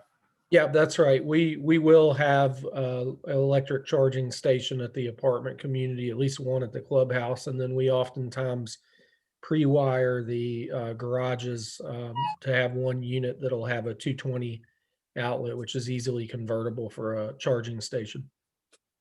Well, thank you. Well, John, as I said that question, now it doesn't make sense. Some convenience store doesn't want 10 cars parking there recharging overnight in their parking lot. It don't make sense there. So it makes more sense to have it at the clubhouse. So thank you. Any other questions from the council or comments? I'd like to ask if the developer would consider something other than the multifamily unit on that site, because I tend to agree with the comments that have been made that that's not an ideal placement for an apartment complex or building. And I think the rents there would probably have to be lower. So what else would you consider locating on this parcel? It'd be tough. Do you want me to answer, Terry? Go ahead. It'd be tough to put another use over there. I mean, I think that's one of the benefits of the plan that you guys have really pushed us on to negotiate with the density kind of scaling down from Shanamar. It keeps the single family together, the townhomes together, and the apartments together. Just generally speaking, from a perspective of apartments to commercial, we actually look at this, this proximity as a benefit.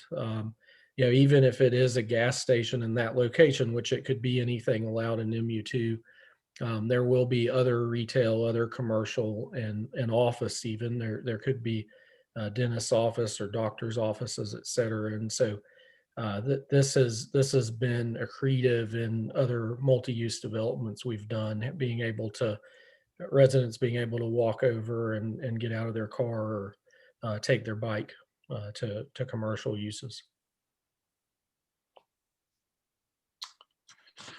And when All you right. do that in other locations, is the rent lower? We don't see that. Yeah, in fact, we really don't see an impact from being adjacent to commercial. In fact, again, it's an amenity. And I do think this plan on the CZ here does a good job of providing that open space as well.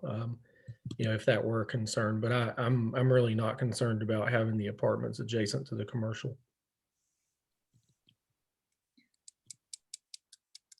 All right. Thank you, Linda. Elam, any other questions, comments?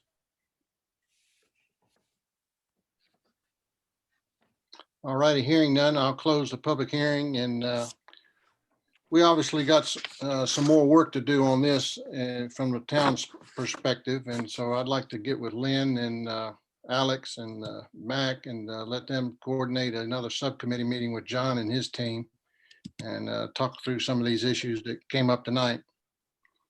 So that's the work we need to be doing. So John and your team, I appreciate y'all being here tonight, and we'll be in touch soon. Thank you all. Have a good night. All right. Thank you, John. Thank you. Bye-bye. All right. Next up is the Silver Line resolution.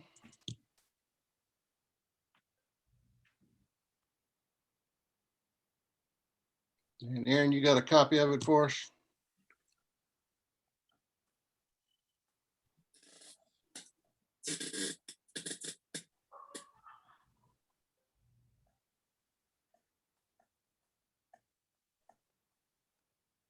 All right. Thank you, Mayor. Hey, Alex here, everybody. Good evening again. So real quick, just to give you all a brief background. So previously the council has gone on the record supporting the light rail coming to Stallings kind of generally. And they're really in the kind of preliminary planning phase of what is going to be a long and multi-year planning and design process. The town has partnered with CATS, the City of Charlotte, Matthews Indian Trail, and a number of other jurisdictions to pursue a transportation-oriented development grant through the federal government. And last we met on the Silver Line, it was in December, and during that conversation, the CAT staff presented their, for lack of a better term, preliminary staff recommendation. It always makes me laugh when I hear preliminary twice, but that's what it was. And it was, and Aaron, if you'll maybe scroll down a few slides, there'll be a map that we can kind of identify and show. So it'll come down CPCC Lane, and you'll see it kind of hug Highway 74 there. It's the green line, and then it'll come back on the Matthews Indian Trail Road. This is the same route that we discussed with the board back in December. And where we left it then was CAT still had some additional public input sessions for that round to kind of go through. And at that meeting, the staff had shared, all right, here are some conditions that could potentially be required if this is the route that would help the light rail better comply with the town's long-term land use plans. So the public input sessions have ended, and we have knocked off one of the preliminary recommendations, and we're now at the point where this is at the CAT staff preliminary recommendation.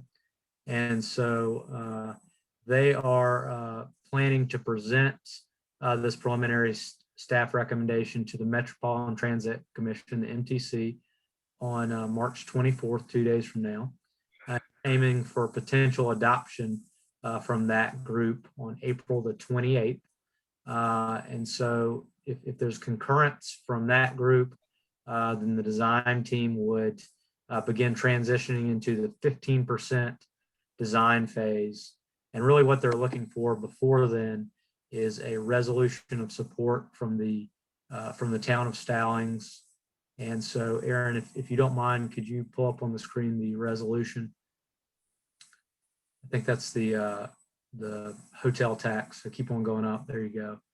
And so what we've done in here, essentially take the conversation that we had back in December, which is in the packet, and kind of plugged in the conditions that we discussed previously. There are things, for example, that when it comes to parking, they wanted to put a park and ride. What we don't want, according to our land use plans, is just a sea of asphalt and concrete. And I think about the long-term parking out at the airport. Just imagine that, just, you know, asphalt upon asphalt, just rows and rows of endless cars. And so the requirement there would be, we would want there to be a parking deck there, and not just a boring old parking deck, require 15% of the street level structure to have some sort of commercial use space. It's kind of multi-use and integrated into the property. So there are conditions like that, just trying to better align the light rail with the land use plan. And so that's there for your consideration. Katz had multiple commitments for other meetings tonight that they couldn't get out of. And so I wanted to present this to the board from a staff level for your consideration. If the board isn't ready to approve it, then we would just kind of push it on to the next meeting, which would be April the 12th. And Katz would plan to be available there to answer any questions that the council might have. So I think that's it in a nutshell. Happy to try to answer any questions that you may have. The only thing I'd like to add in this is that the architecture of the parking deck or the station or whatever they call it, you know, is similar to the bypass architecture, using the same type brick, and you know, look like it fits in that area and not something totally out of place. The other thing that I'd like to make the council aware of, Alex and I met today with the quad, and all the transportation planners made their presentation. And so the Silver Line came up with Matthews, and the transportation planner in Matthews said that the improvements that they think they would have to make to their station, which will be required by Katz, would be about $12 million. And I don't know if I heard her right. Did she $12 million per station, or for all the stations in Matthews, Alex? Because Great point, Mayor. I heard $40 million for all their stations combined.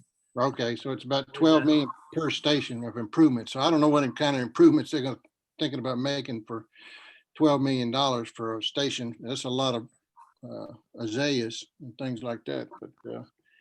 But we're going to have to set aside some money on that. So we need to get some real numbers from Katz from what they're expecting us to do.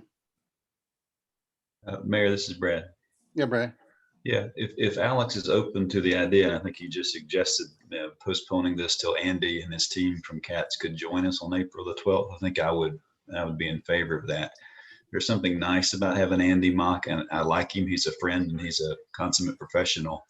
Something nice about having Andy on the call when we discuss and have a debate about the park and ride station, what this is turning out to be. So I'd vote that we do this with Andy in the audience. I'd also ask Andy to bring with him, Alex, some renderings of some of the light rail stations that they've done along the blue line that might be representative of how they might do this walk up, drive up area in Stallings. Does that make sense? Yep, makes sense to me, Brad, and I agree. Anybody else disagree with the council? Mayor, I would just ask if they're presenting this to MTC this week. Is there a disadvantage to not having our affirmation of support of this when they present it to the board? I agree. We are not committing to any planning, funding, anything, but we're showing support for it. And if they need it, I know 2 days is not ideal, but I'm ready to vote yes. I was part of the COG group that did a transportation tour, and I think you were there too, Linda, weren't you? Yeah, you were there. And Alex. We took a tour of the blue line north to the university, and we have already seen the massive parking lot down in the Pineville area, and we're like, we don't want that. But what we saw, the park and ride and the development along the route up to the north to the university area, it was very, very impressive. They made the park and ride decks blend in very well with the surrounding areas. Commercial on the ground floor in addition to parking. So it was like a world of difference with the deck levels rather than a massive paved parking lot, which we don't want, would not fit in our plans. I'm okay with moving forward with the affirmation tonight too. Yeah, I would agree. You know, I fully support hearing from Andy and. Oh, I'd like to hear him too.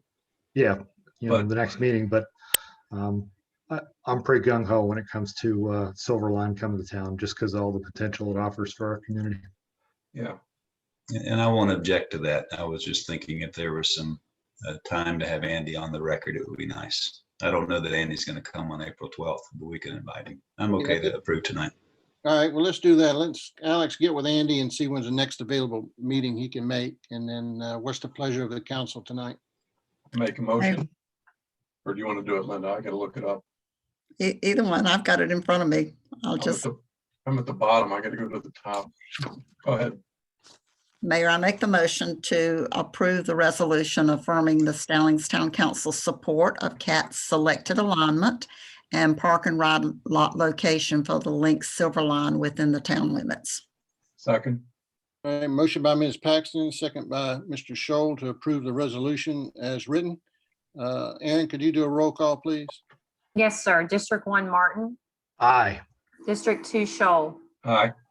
District 3, Paxton. Aye. District 4, Grooms. You're muted, Heather.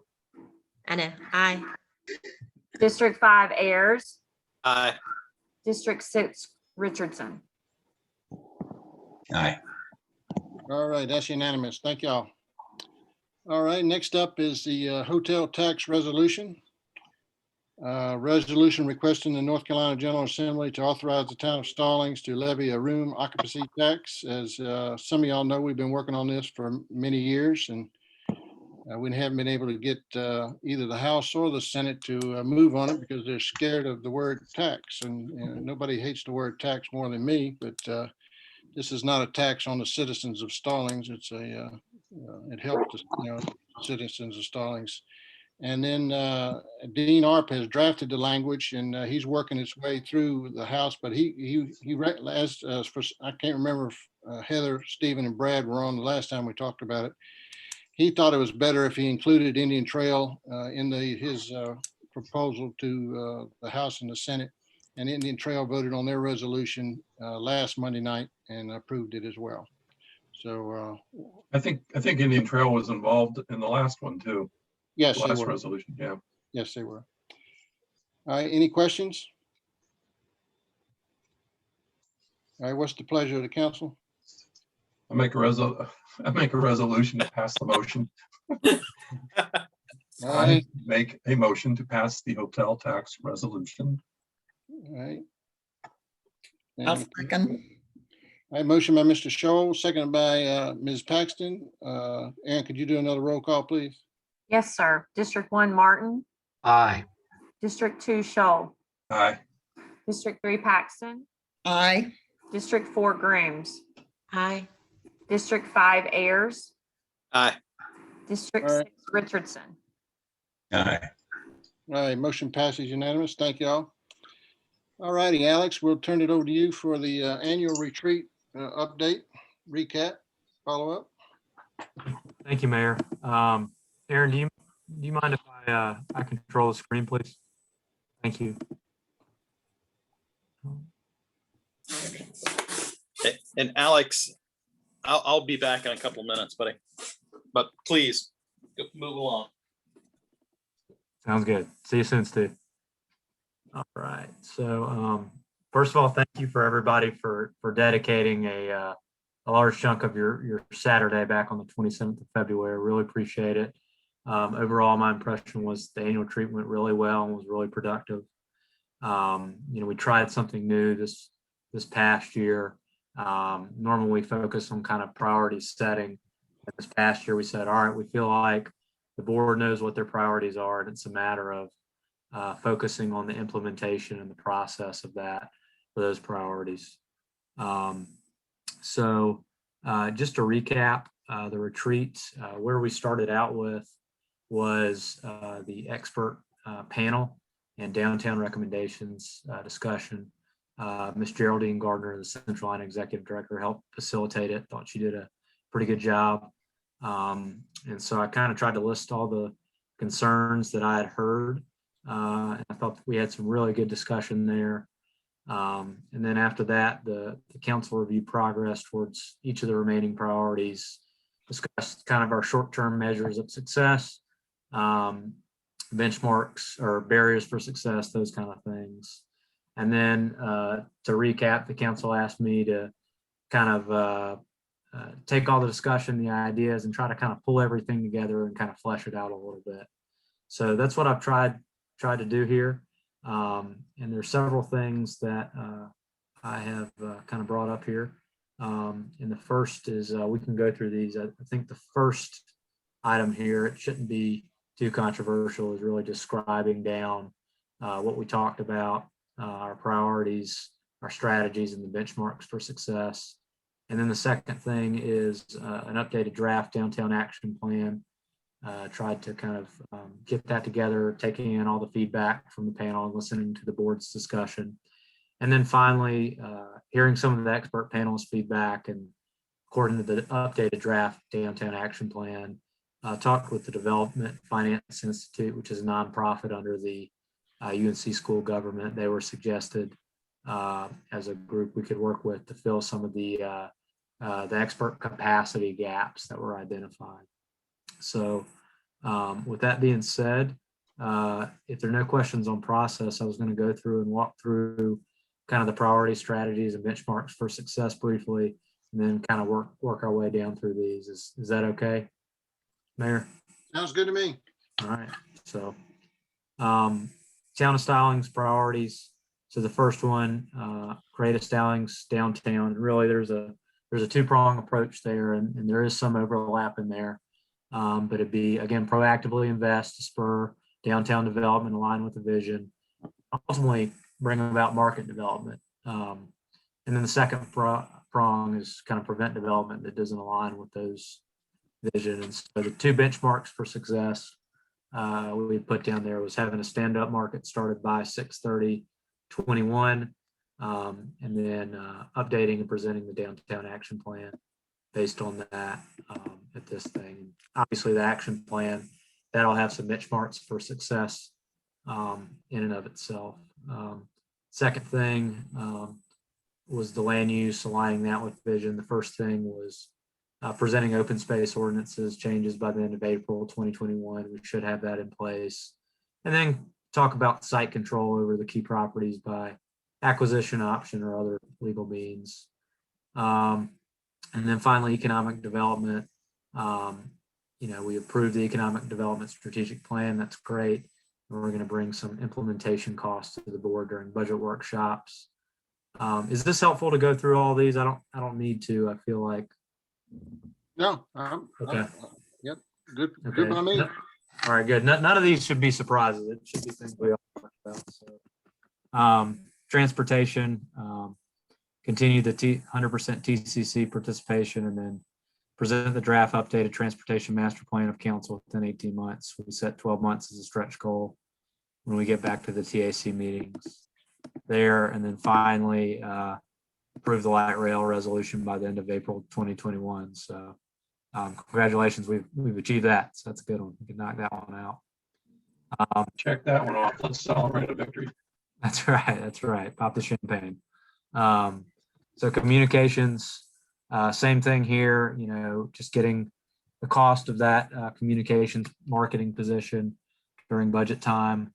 And then finally, for Blair Mill Park, completion construction of the Vickery portion of the Blair Mill Greenway by 6/30/2022. We talked about funding that with primarily fee in lieu of and unspent park funds from this past year.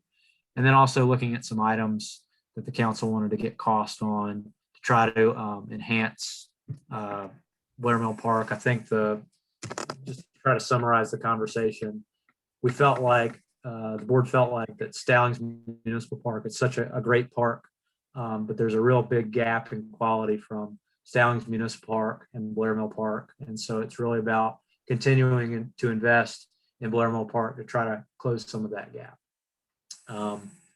So those are the priorities and the big picture strategies and bench and items for success. Any questions or concerns on any of those?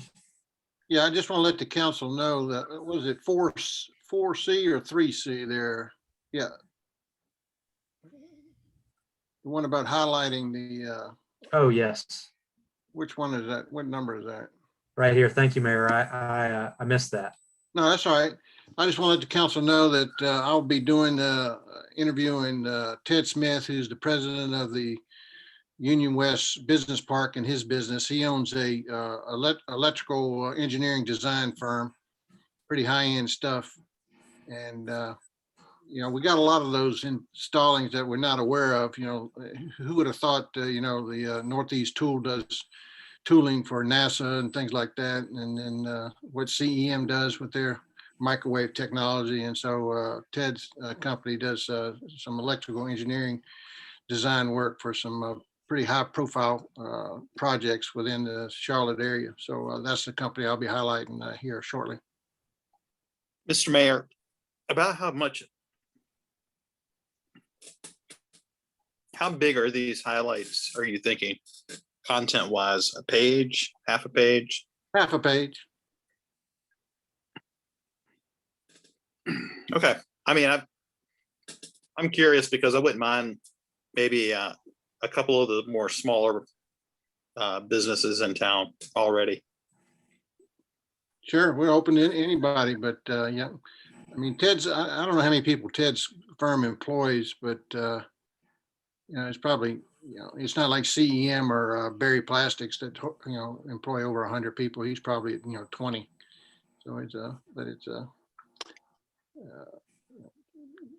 sort of Well, I mean, small business, but high profile clients.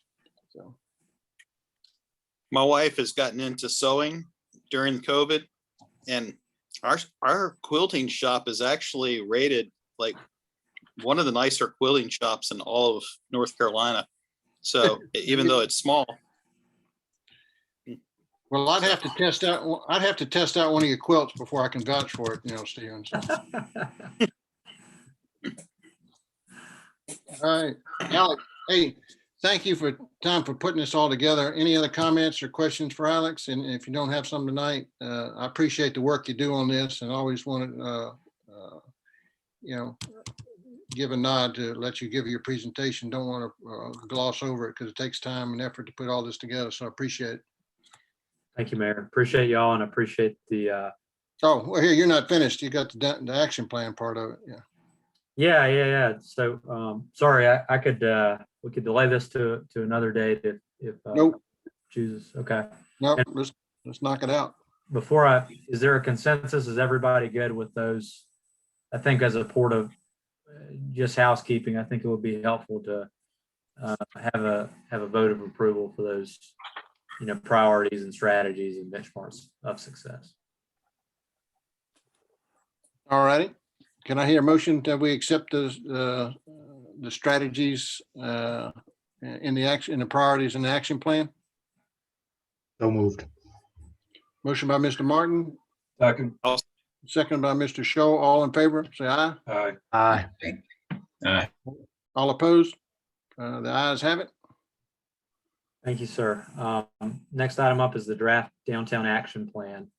And so what I tried to do is take away the big key points, tried to package them, take good ideas when I heard them, and just try to make this both visionary and practical for trying to achieve the downtown that the council wants. So the first issue that when it came to a draft downtown action plan I would summarize it as building resilient community support for downtown effort over election cycles. One of the things that we heard from the next panel is it's going to take years, decades probably, to fully realize the downtown vision. And they're changing priorities over election cycles. And so a downtown, it's something that the idea was to kind of build community support for that over the years so it can be maintained.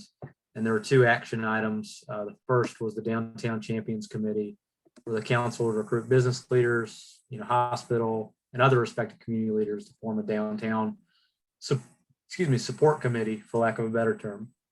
And then the second item was council directing and supporting staff on educating candidates for town council seats when it comes to downtown efforts, just so those folks will be brought up to speed and just kind of understand all the work and the importance of downtown work. So that was kind of the first bullet point with the action items there. And then the second action item, I'm summarizing a lot of points here for the sake of clarity, but really the expert panelists, they ended 2 concerns. I'll say it like that. The first is whether our current downtown vision aligns with market reality, and if not, what changes would need to be made. The worst thing we could do is spend a lot of resources, money, time, and come up with this great plan that we're all just super excited about and bring it up in the market, and it's not doable. It's not developable. Nobody's going to touch it just because the market isn't there. So if not, what changes need to be made so we can align our vision with what market realities might be. And then the second issue that came up is there seemed to be a concern that our implementation plan is underfunded just in resource commitment and expert capacity for the various developments, including public-private partnership, creation, site control, market analysis, things like that. And so one of the ideas that I stole one of the ideas from one of the panelists, I think actually Mac mentioned this, was to engage and consider partnering with the Development Finance Institute. Again, they're a nonprofit under the school government. Eric Thomas was one of the panelists, you'll recall, for expert guidance and support on proactively spurring positive downtown development, doing things like market analyses, helping guide us on what would be supported by the market, what's not, how to go through a process and transparently select a developer that we think would meet our community vision, kind of what parcels we need to acquire, a whole host of things. I actually I meant for the scope of work to be in the packet today, and that's my fault. I sent Aaron everything but that, so I sent it to y'all today. So what I might suggest there is let me see if Eric and several of the Development Finance Institute folks can come and talk about that scope of work further with the board, and y'all can ask any questions you might have about how it would work, the cost, things like that. But to me, that's going to be a key aspect, is going to be able to partner with Development Finance Institute to really realize our vision, do the market analyses, and help guide us to getting to a place where we can ultimately know what we need to get site control of, and really understand really a point of setting up a public-private partnership and help us select a developer. So the second item on here was build out the streetscape in front of New Town Hall and Old Town Hall. And so there's some preliminary things we need to do, just like, confirming with DOT that what our concept plan says, whether they'll allow that or not. And then investigating any other preliminary items like estimates for burying electrical lines, seeing if we want to do that or not. And then I'm going to follow up with the council on a cost of what I think it'll take for us to package all the design costs and come away with construction documents so we could bid it out and potentially go ahead and build out the streetscape in front of the new hall and the town hall. And Alex, do you want us to hold the questions or ask them as they come on, man? Either way, whatever your preference is. I guess my only concern with this bullet item is that if we do the streetscape in front of the town hall and the old town hall, if you will, it's a streetscape to nowhere. And it won't really, I mean, people won't be pulled into that to me, because I mean, there's no sidewalk on either side. It's going to be more, it's going to me, look more like it's just a beautification of those buildings. And I'm not sure that it will paint the idea of a town streetscape to some extent. I don't know. It's just my concern is that people really won't be utilizing it, and are, because it's not on any type of foot traffic that currently exists today, and it's not part of the natural flow of where people would be at most of the time. But that's just, my 2 cents. Great. Thanks, Councilman Ayers. I think those are all good, fair points. I guess it's really an issue of a couple things. It's funding and timing. If you build it out there, the pros are, much more limited scope and thus cost. And you could potentially save the other areas to potentially partner with the developer then to kind of build out right when it comes, and perhaps the town doesn't have to shoulder all those costs if that happens. I think you did a great job of outlining the cons. It's a very limited area. It can be odd in that sense, but it really comes down to a question of budget, right? So we can look at a greater area if y'all want, but it's just probably an issue both from a design standpoint and construction standpoint. If I could add to that, I think that's a very valid point. I hadn't really thought about how the public might see it as just a beautification for town hall, because I think when we were talking about this, we saw it as kind of a catalyst that would spur some additional development and extension of it through other parts of the town. I had asked Alex about whether or not we could use Powell bill funds for that. Because I know we do a neighborhood paving every year, but our neighborhood streets, none of them, I don't think, that are really below standard right now. So I was going to suggest that we at least consider maybe delaying any paving this year in neighborhoods and investigating whether or not we can use Powell funds to apply to the streetscape. And I just pulled this up on the computer while we were talking to see, and I think we can. It does say Powell bill funds shall be expended primarily for the purpose of resurfacing streets, but may also be used for maintaining, repairing, constructing, reconstructing, or widening of any street or public thoroughfare within the municipal limits, or for planning, construction, and maintenance of bikeways, greenways, or sidewalks. So I think that sounds like we should be able to use our Powell money for this project if the council chose to do that.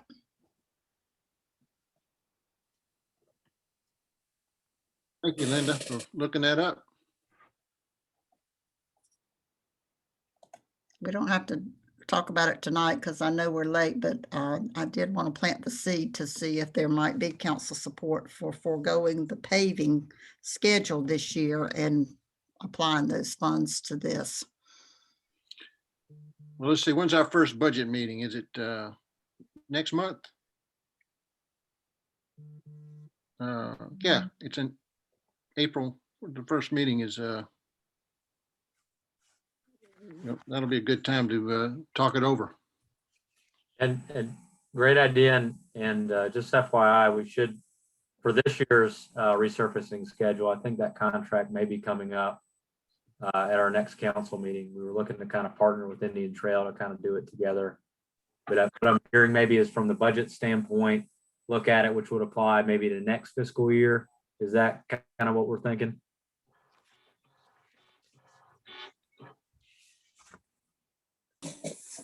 I thought the sooner the better, but we may have to wait a year. first budget meeting is April the 12th. Yeah, so it's right around the corner. I think it's a creative solution, Linda, and I would support talking about it. And Steve, you're asking exactly the right question. So I appreciate all that. So I think April 12th would be a good time to put that on the table. Right. But that'll be a good time too, because I think that's the date we're bringing y'all the resurfacing contract. So that'll be good timing to see if we want to proceed with Indian Trail or to hold off. Put it earlier in the agenda. What's that? Place the item earlier in the agenda. I think we should be good. We should be good. I think the budget workshop is before that. So we can we'll hopefully have a decision made by then. So, all right. So question on the streetscape. Do we want to get the cost of potentially doing a broader design? Will it be a per square foot, you think, or per unit cost? Eventually there might have to be some property acquisition that goes along with it. For property we don't own. I guess it depends on if we go on both sides of the street or not. And I'll be blunt, Alex. When I kind of brought this up, it kind of felt like it made more sense to be on the park side of the street. But that was just kind of, I mean, I'm kind of bringing it up more just as, spur some conversation. I mean, I definitely don't want to pigeonhole us in anything tonight based on the fact that, I mean, obviously, again, it's a big topic and it is getting kind of late, but I mean, just kind of bringing it up to kind of fuel some ideas or at least get everybody thinking about it potentially for a future meeting. Is it fair to say maybe I could get some costs together for the area the town owns in front of the park and then also in front of New Town Hall and Old Town Hall? Is that a fair starting point? I would extend it down to the properties to Community Park Drive. Yeah, we just bought 2 of them. That's my thought too, Alex. And didn't we have an estimate for the smaller section of about $500,000? Yes, I'd have to go back and check that. It wasn't cheap, just for New Town Hall and Old Town Hall. Yeah. So, okay, thank you. This is helpful feedback. Thank you. So, good cost of putting in streetscape, New Town Hall and Old Town Hall in front of the Stallings Park, New Town Hall, Old Town Hall, to Community Park Drive. We might need to do some conceptual work to nail down too. I'll come back. Great thoughts. Thank you, Councilman Ayers, for bringing up that issue. All right, keep moving here. I'll adjust that one here, and then promote the downtown area and continue to make it a destination. So again, promoting the areas downtown when we have parks events in the future. Farmers Market, make downtown part of the name. Change Stallings Municipal Park to Stallings Downtown Park. I don't know, that might be too soon. Me and Ms. Platts have talked a little bit about that. What do y'all think about that? Too soon. Too generic. I'd rather come up with a little bit more. If we're going to change the name, I'd like to come up with something a little more creative. But that's just me. And I'm starting to get a little punch happy here at 10 o'clock. So it's all right. We'll take that one off. And then identify the core area and the parental land use. I had I tasked Mac and Lynn with kind of thinking about this. And long story short, they looked at our zoning and it's pretty solid as far as it's got town center zoning requirements. And what they share with me, their recommendation is really the zoning's in place. It's really already largely been put in place. But the issue is going to be the market's going to drive what goes in there. And if the market is different from the vision, then one of two things are going to happen. One, we're not going to get development, or two, the market's going to figure some sort of loophole through the zoning to get something in there that doesn't align with vision. So it's pretty good, the setup of our zoning the way it is, but it's not a fail safe. It's just a broad, general sweeping, another tool in the toolbox. And so the recommendation there was, consider gaining site control over the key properties by acquisition, option, or other legal means. And the DFI partnership, that is something that could help us do that. And Councilmember Martin, the item you put on the agenda, that I think would relate to that as well. So really the only way to guarantee we can make sure that key parcels develop how we want them to would be to garner some sort of site control. Doesn't have to be acquisition necessarily. There's some other options like options to purchase, things like that could be there. But that would be the recommendation, and DFI can help us kind of think through the strategies and what parcels, might be the key ones to kind of think about once the vision is created in line with market realities. So that's it, y'all. I guess my notes here are to bring back the DFI folks at the next meeting, hopefully on the 12th, for discussion about the scope of work, next steps, expand out the cost estimates for the streetscape areas, and take away it's too soon to rename the park. And yeah, I think that's it in a nutshell. Does that sound okay, y'all? All right, Alex, thank you for your work on this. Mhm. All right, next up is our final 5D, the potential James River site that John brought up. So go ahead, John. Yeah, so Alex and I, and I'll try to make this very brief, so I know it's late and I'm just as punch happy as everybody else. Alex and I talked about this last week. Their understanding, and Alex, please correct me if I misstate something here, is that a church has been in negotiations or looking to acquire the James River property, either on a year-by-year or a long-term lease with an option to purchase.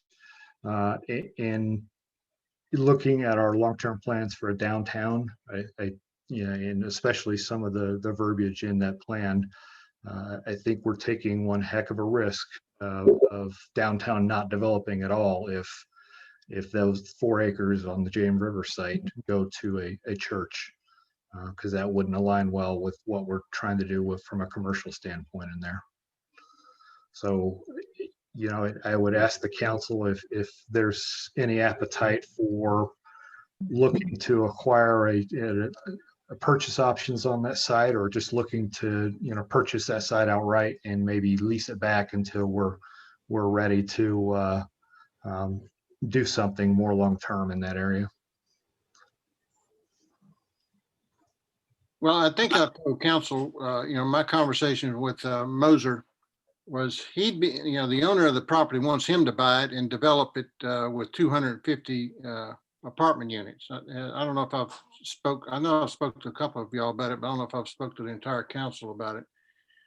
And, he's hesitant to do it. I don't know if it's why, but if we can allow him to build 250 units and the first floor being parking and commercial, he'd be interested in developing in that. And, I'm not, I don't like apartments, but they do have a space for them, and downtown would be one, and near the hospital would be the other one. Oop. Did I lose connection? Nope. No, I hear you. There. Oh, my screen went out for some reason. So. Well, that's because we were looking at a big Wyatt, not just a little Wyatt. Oh, okay. So I'm trying to get everybody back up, but doesn't matter. But yeah, that's my, I just wanted everybody at the council to know that I had that conversation with Moser. I'm certainly with you, John. I mean, based on how the widening of Monroe Road might happen. I mean, that corner parcel is actually going to be the gateway to our downtown. And if it, my fear is that if a church gets in there, and I feel bad saying something bad about the church, Brad's gonna hurt me. But I'm just concerned about, I mean, that kind of disrupts the whole pathway into downtown, in my opinion. Well, I think we For a could different probably have a perspective. meeting with Moser to see what he might, I mean, he's the agent on it. Why don't we try to find out a little bit more about what he's proposing or could do? And I mean, an option can be pretty pricey too, if you get it for a long enough period of time to actually guarantee that you can do something with it in the future. And then if we don't do something with it, the money's non-refundable. So I think it's definitely something we need to have control over. I'm just not sure what the next best steps are, but it seems like talking to Moser might be a good first step. Well, I've tried to call him back, but he hadn't returned my call, so he might be out of town. So I agree with you, Linda. Let me try to set something up, and then whoever can make it. And I specifically like to have Brad and David there, since y'all are the ED downtown committee. And so we'll try to set something up quickly. Well, let me offer just a slightly different perspective. I don't disagree. One thing I don't like to do as a government is to overreact and buy stuff expensively and spend a lot of money. And I know you guys don't either. So my first reaction from hearing this was similar to yours, everybody's. It was, that's awful. That would be hurtful to the long-term vision. Stepping back though, and I don't disagree with meeting with the broker. Y'all know I have a conflict of interest with Moser, so I probably would miss the meeting. I also, I'm not afraid necessarily of a church on such a big site. My question would be, have we had the opportunity to talk to the church? They approached, if I'm not mistaken, us. So I think we have the, or I may be wrong in that assumption, but did the church approach us? And if so, we might have an open door to talk to the leasee or the leaseor, I guess, just to talk about their plans. A church is sometimes easier to relocate than you might think. They care about location. They don't care about location as much as you might think. So I'm not saying don't talk to the Moser group or the broker. I've just stepped back and had a few moments to pause and think there might be an opportunity to get to know the church a little bit. I'd also point out that's a very large parcel. We care most about the first 50 feet on frontage, and there's room to carve off and subdivide that parcel. And it might be easier to do with a church who often is starved for capital and money than it is a private developer. So food for thought. Lynn or Alex, did the church contact us? Yes, that's my understanding. They were inquiring about zoning, basically. Okay. Well, Sarah, is that correct?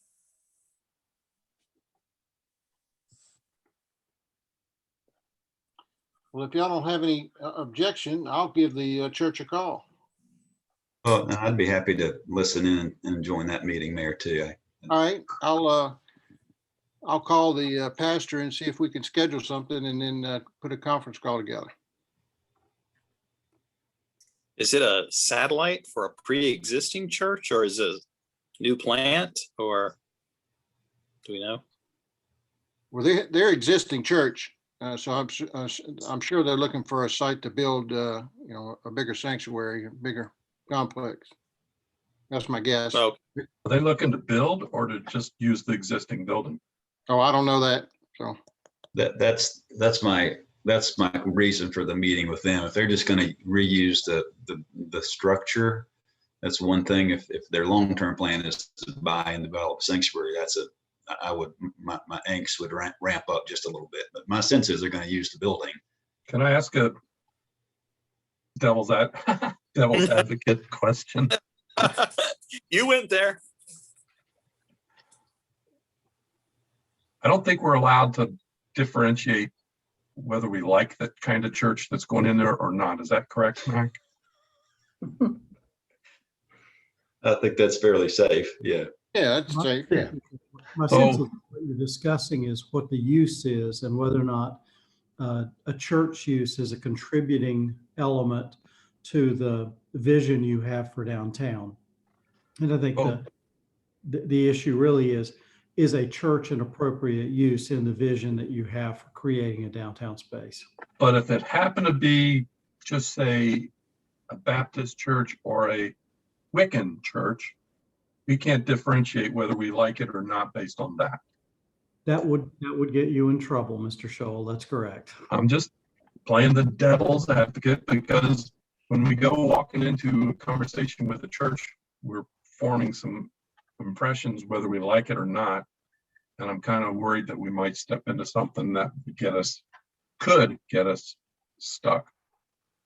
Well, we just want to understand their plans. So that's all. And I don't want to overemphasize the information we have, or this is a done deal by any stretch of the imagination. They've called us to check in for zoning. They may have 10 different places they check in for this kind of thing. Right. Yeah. Well, is it zoned for a church? Yes, sir. It is. Okay. So I guess more than anything, I just want to make sure that, if we have the opportunity to, help touch and control what goes there and ensure it aligns with our, 5, 10, 20-year plans there.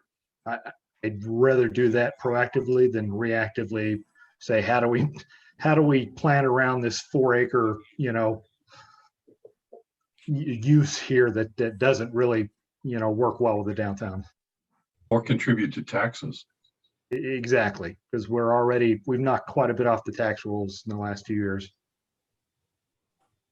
I might suggest is I think the mayor idea. Let us kind of follow up with the church and just maybe kind of see where they're at and see if we can gauge their intentions.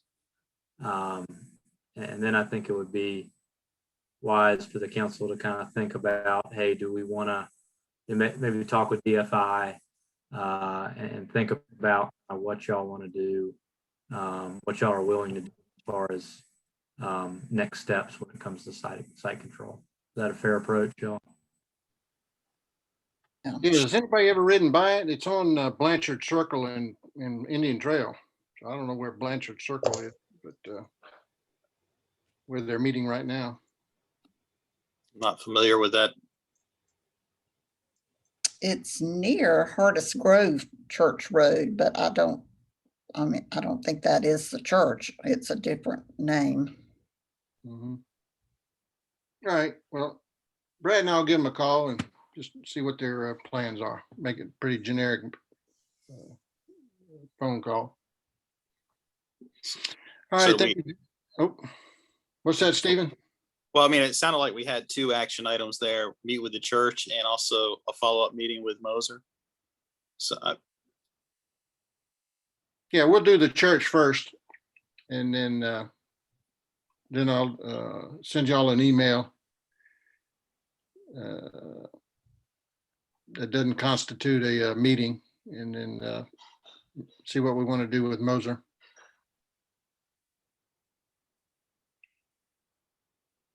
Okay. sounds good. Sounds good. All right.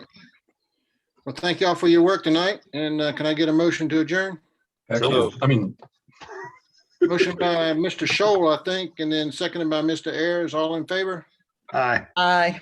Aye. All opposed? All right, ayes have it. Thank y'all. Thank you. Aye. Thanks. Aye. Good night.